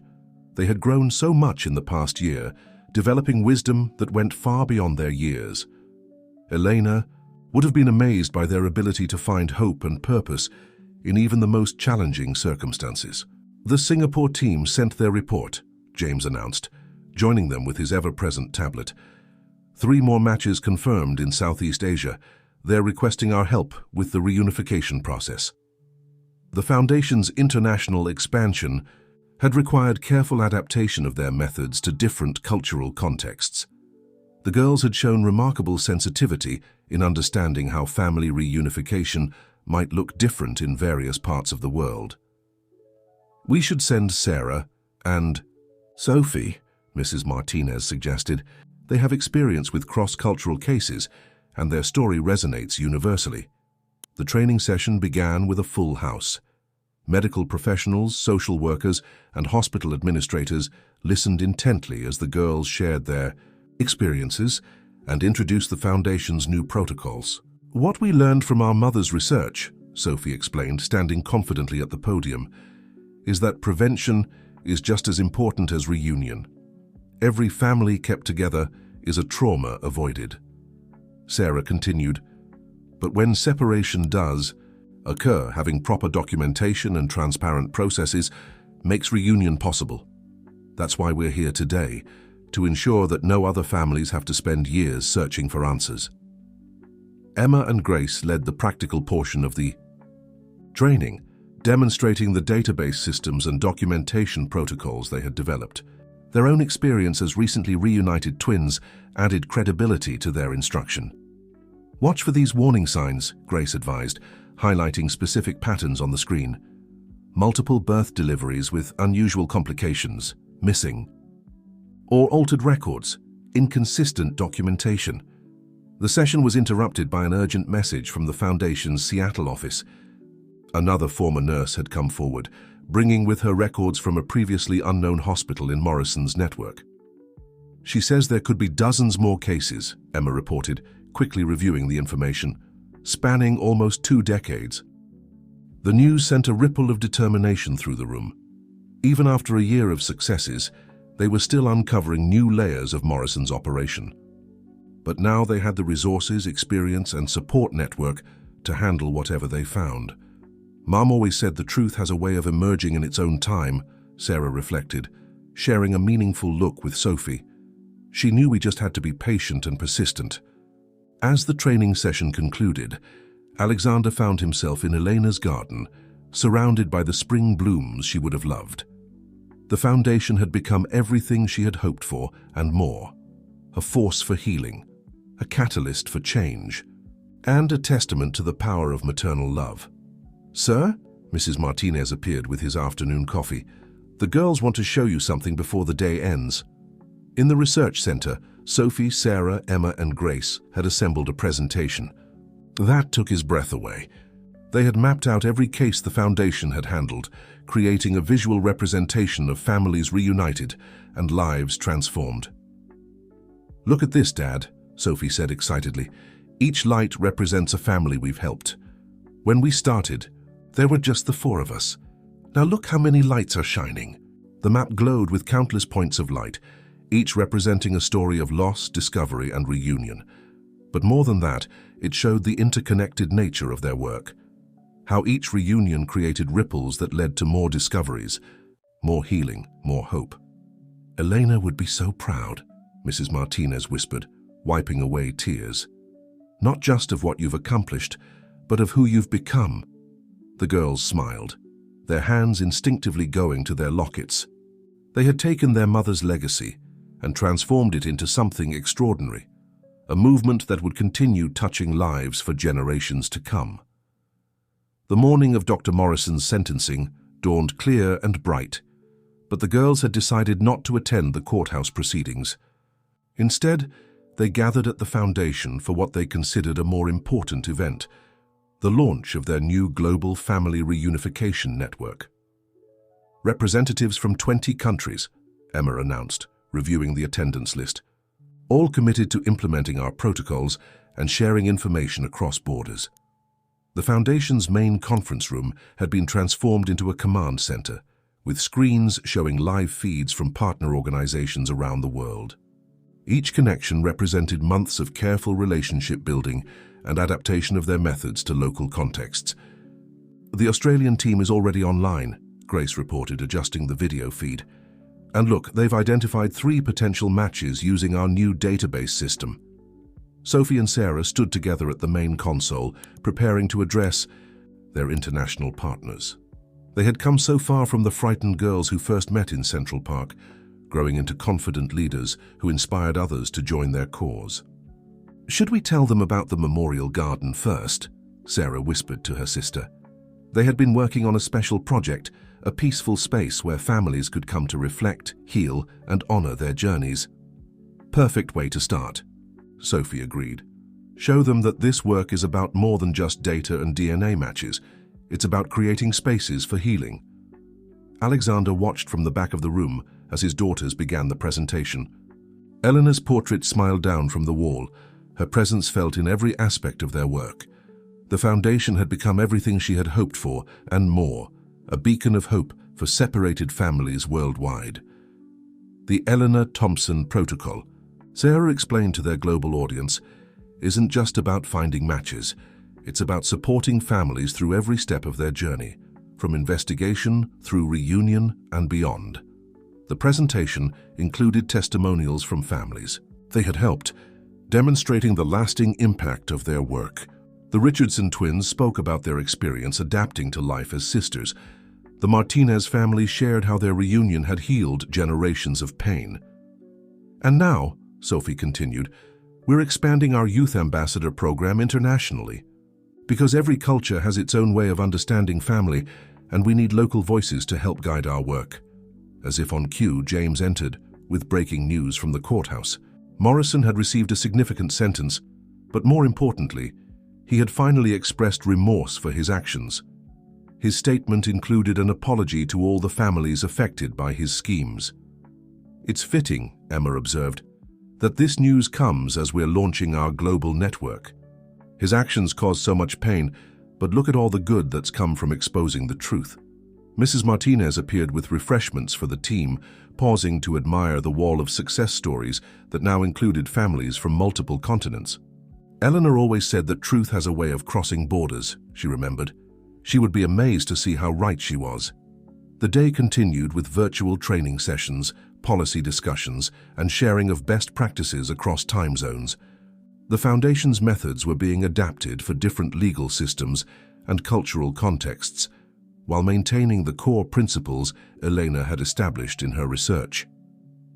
"Dad," Sarah called during a break between sessions, "come see what the Singapore team just sent." On their main screen was a photograph of twin girls recently reunited in Malaysia. each wearing a locket similar to the ones Elena had left for Sophie and Sarah. The foundation had begun creating these special lockets for reunited siblings, carrying forward the tradition that had meant so much to their own family.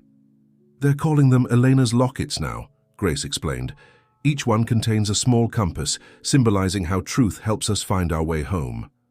As the day drew to a close, the girls gathered in their corner of the office, now more of a command center but still maintaining the intimate feel of their early days. They had made it a tradition to end each significant day by reading from Elena's research journals. "Listen to this," Sophie said, opening to a marked page. She wrote, "The truth about family isn't just in DNA or documents. It's in the heart's recognition of what was always meant to be whole." The words resonated through the quiet office, touching everyone who had become part of their extended family. The foundation staff, the international partners, the youth, ambassadors, all had been drawn together by Elena's vision of healing and hope. "She knew," Sarah said softly, touching her locket. "Somehow she knew that bringing our family's truth to light would help others find their way home too." Outside, the city was bathed in the golden light of sunset, casting long shadows through the foundation's windows. But inside, the screens continued to glow with connections to their partners around the world, each point of light representing another chance for a family to become whole again.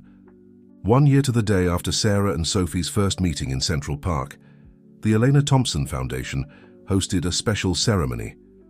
The park bench where their story began had been transformed into a permanent memorial, surrounded by a beautiful garden filled with Elena's favorite orchids. "It feels different now," Sarah mused, standing with Sophie at the spot where she had first gathered the courage to speak up. "A year ago, I was so scared, but something inside me knew I had to take that chance." "And now look at us," Sophie replied, gesturing to the gathering crowd. Families from across the globe had come to celebrate the Foundation's first anniversary, each with their own story of separation, discovery, and reunion. Emma and Grace were greeting arrivals, directing them to the ceremony space where comfortable chairs had been arranged around the memorial bench. The Foundation's youth ambassadors, now numbering over 50, helped elderly relatives find seats and distributed programs printed with Elena's favorite quote about truth and healing. "Mr. Thompson," Sister Catherine approached with a group of children from St. Mary's. "The children wanted to be part of this. They've been following every story of reunion, hoping—" Alexander nodded, understanding. The Foundation had maintained close ties with orphanages and children's homes, knowing that each child's story might hold pieces of a larger puzzle. "The Malaysian team just confirmed another match," James announced quietly, showing his tablet to Alexander. "Twin boys separated at birth, now living in Singapore and Australia. They want to coordinate the reunion for next week." Mrs. Martinez appeared with a tray of Elena's special tea blend, which had become a tradition at Foundation events. She always said a warm cup of tea could help ease difficult conversations, she remembered, serving the aromatic beverage to gathered families. The ceremony began with Sarah and Sophie sharing their story, not just of finding each other, but of discovering their mother's legacy and building something meaningful from their experience. They spoke of Elena's determination, her meticulous research, and her unwavering belief that truth would find its way to light. "Our mother knew that exposing our story would help others," Sophie explained, her voice carrying across the hushed crowd. "But I don't think even she could have imagined how far her work would reach." A video presentation showed highlights from the past year. Families reunited across continents, hospitals implementing new protocols, young ambassadors carrying Elena's methods to new communities. Each success had created ripples that led to more discoveries, more healing, more hope. "The Foundation isn't just about finding lost siblings," Sarah continued. "It's about healing the wounds that separation creates, not just in families, but in communities and institutions." Emma and Grace presented an update on their international network, now spanning 23 countries. Their own story of reunion had helped shape the Foundation's approach to supporting families through the complex emotions of rediscovery. "When we first met Sophie and Sarah," Grace shared, "we saw what was possible. how pain could be transformed into purpose, how loss could become a catalyst for positive change. Alexander watched from near Elena's memorial as the ceremony continued. Sister Catherine spoke about the changes she'd seen in adoption practices. Dr. Collins discussed how hospitals were implementing new protocols to prevent future separations. Each speaker added another thread to the tapestry of healing their work had created. "Your wife would be so proud, Mrs. Martinez said softly, joining him. "Not just of what the foundation has accomplished, but of how the girls have grown into their roles." Indeed, watching his daughters interact with the gathered families, Alexander saw Elena's influence in every gesture, every careful word of comfort and encouragement. They had inherited her compassion, her attention to detail, and her unwavering commitment to truth. The ceremony concluded with a special tribute. Each reunited family placed an orchid at Elena's memorial, creating a living symbol of hope and renewal. The flowers, carefully chosen to bloom year-round, would serve as a reminder that growth and healing are ongoing processes. "Mum always said that gardens need constant care," Sophie reflected, watching the procession of families. "Just like the work we do, it's never really finished, but that's what makes it beautiful." Sarah nodded, touching her locket. "And every new bloom leads to another, just like every story we uncover helps us find more families who need our help."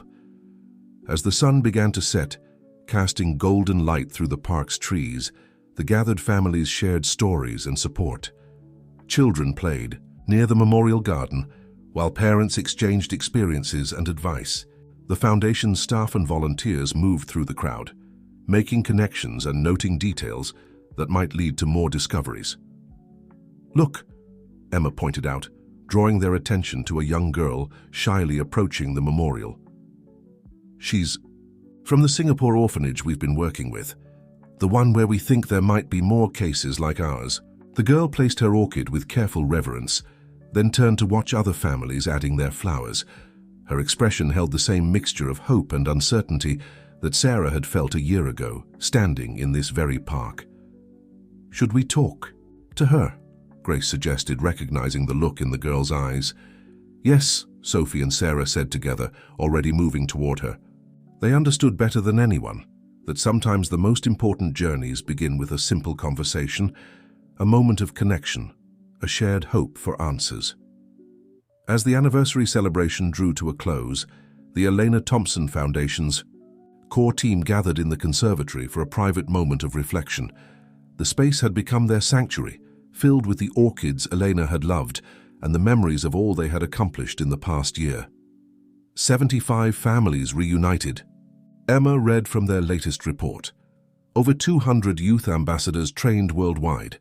15 countries implementing the Elena Thompson Protocol in their healthcare systems. "And that's just the beginning," Grace added, pulling up their project board. "The Asian network is expanding, European hospitals are adopting our guidelines, and the South American initiative launches next month." Sophie and Sarah sat together on their favorite bench, surrounded by blooming orchids. Their matching lockets caught the evening light, reminding everyone of how their journey had begun. "Sometimes I wonder," Sarah said softly, "what Mum would think of all this, how her research has touched so many lives." "She knows," Sophie replied with quiet certainty. "Remember what she wrote in her letter, about truth having a way of creating connections we never imagined possible?" Alexander watched his daughters, marveling at how they had grown from uncertain girls into confident young women. They had taken Elena's legacy and transformed it into something extraordinary, a global movement for truth, healing, and family. Reunification. The foundation received another award, James announced, showing them the email. "The International Human Rights Commission wants to recognize our work in family advocacy and healthcare reform." Mrs. Martinez brought out Elena's special tea service, a tradition they maintained for important moments. "She always said that shared stories go better with warm tea," she remembered, pouring cups for everyone. As they settled into their usual places, Catherine Bennett joined them. The journalist had become part of their extended family, helping to share their story with sensitivity and understanding. "I'm working on a book," she revealed, "about Elena's research, the Foundation's work, and all the families you've helped. Would you be willing to share your perspectives?" The girls exchanged glances, having one of their silent conversations that still amazed everyone who witnessed them. "We think it's time," Sophie said finally. "Not just our story, but all the stories that have become part of the Foundation's journey." "The world needs to understand," Sarah added, "that family connections can survive anything. Time, distance, even deliberate separation. The heart always knows what's missing." Emma and Grace nodded in agreement. Their own story had become an integral part of the Foundation's narrative, showing how each reunion created ripples that led to more discoveries. "We should include the youth ambassadors' experiences too," Grace suggested. "How they're adapting our methods for different cultures and communities." "And the hospitals," Emma added. "How they're changing their practices, becoming more transparent, putting families first." Alexander moved to stand near Elena's portrait, which watched over their gathering with that gentle smile he remembered so well. "Elena believed that truth has its own power," he said softly. "That once we start listening to our hearts, the path home becomes clear." As if in response to his words, a warm breeze stirred the orchids, carrying the subtle fragrance that would always remind them of Elena. The flowers she had tended with such care had multiplied and thrived, just as her work had grown beyond anything they could have imagined. "She left us more than just research," Mrs. Martinez observed, watching the girls work on their project plans. "She left us a blueprint for healing, not just for our family, but for anyone seeking their true connections." The evening light painted the conservatory in soft gold, creating an almost magical atmosphere. In this peaceful moment, surrounded by the evidence of their year's work, they could feel the rightness of their path forward. "What's next?" Catherine asked, her notebook ready. "We keep growing," Sophie answered simply. "Keep helping families, find each other, keep improving the protocols, keep sharing what we've learned. And we never forget how it started," Sarah added, touching her locket, "with one mother's determination to uncover the truth and two sisters brave enough to trust their hearts." As they continued planning and sharing ideas, the Foundation's global network hummed with activity. Somewhere in Singapore, a girl was discovering her connection to a family in Malaysia. In Brazil, a hospital was implementing Elena's protocols for the first time. In Australia, twins separated at birth were preparing for their first meeting. Each story was unique, yet connected by the common thread of hope that Elena had first woven with her careful research. Her legacy lived on not just in the Foundation's work, but in every family reunited, every truth uncovered, every heart made whole again. "To Elena," Alexander proposed, raising his teacup, "and to all the families still finding their way home." The others joined the toast, their cups catching the last rays of sunlight. Outside, the city continued its endless rhythm, but here in their sanctuary, surrounded by Elena's flowers and the evidence of her lasting impact, they felt the peace that comes with knowing you're exactly where you're meant to be. The Eleanor Thompson Foundation had become more than just an organization. It was a living testament to the power of maternal love, the strength of family bonds, and the enduring nature of truth. And in the hearts of two sets of twins who had once been strangers, it was the fulfillment of a mother's final precious gift, the chance to make the world a little more whole, one family at a time.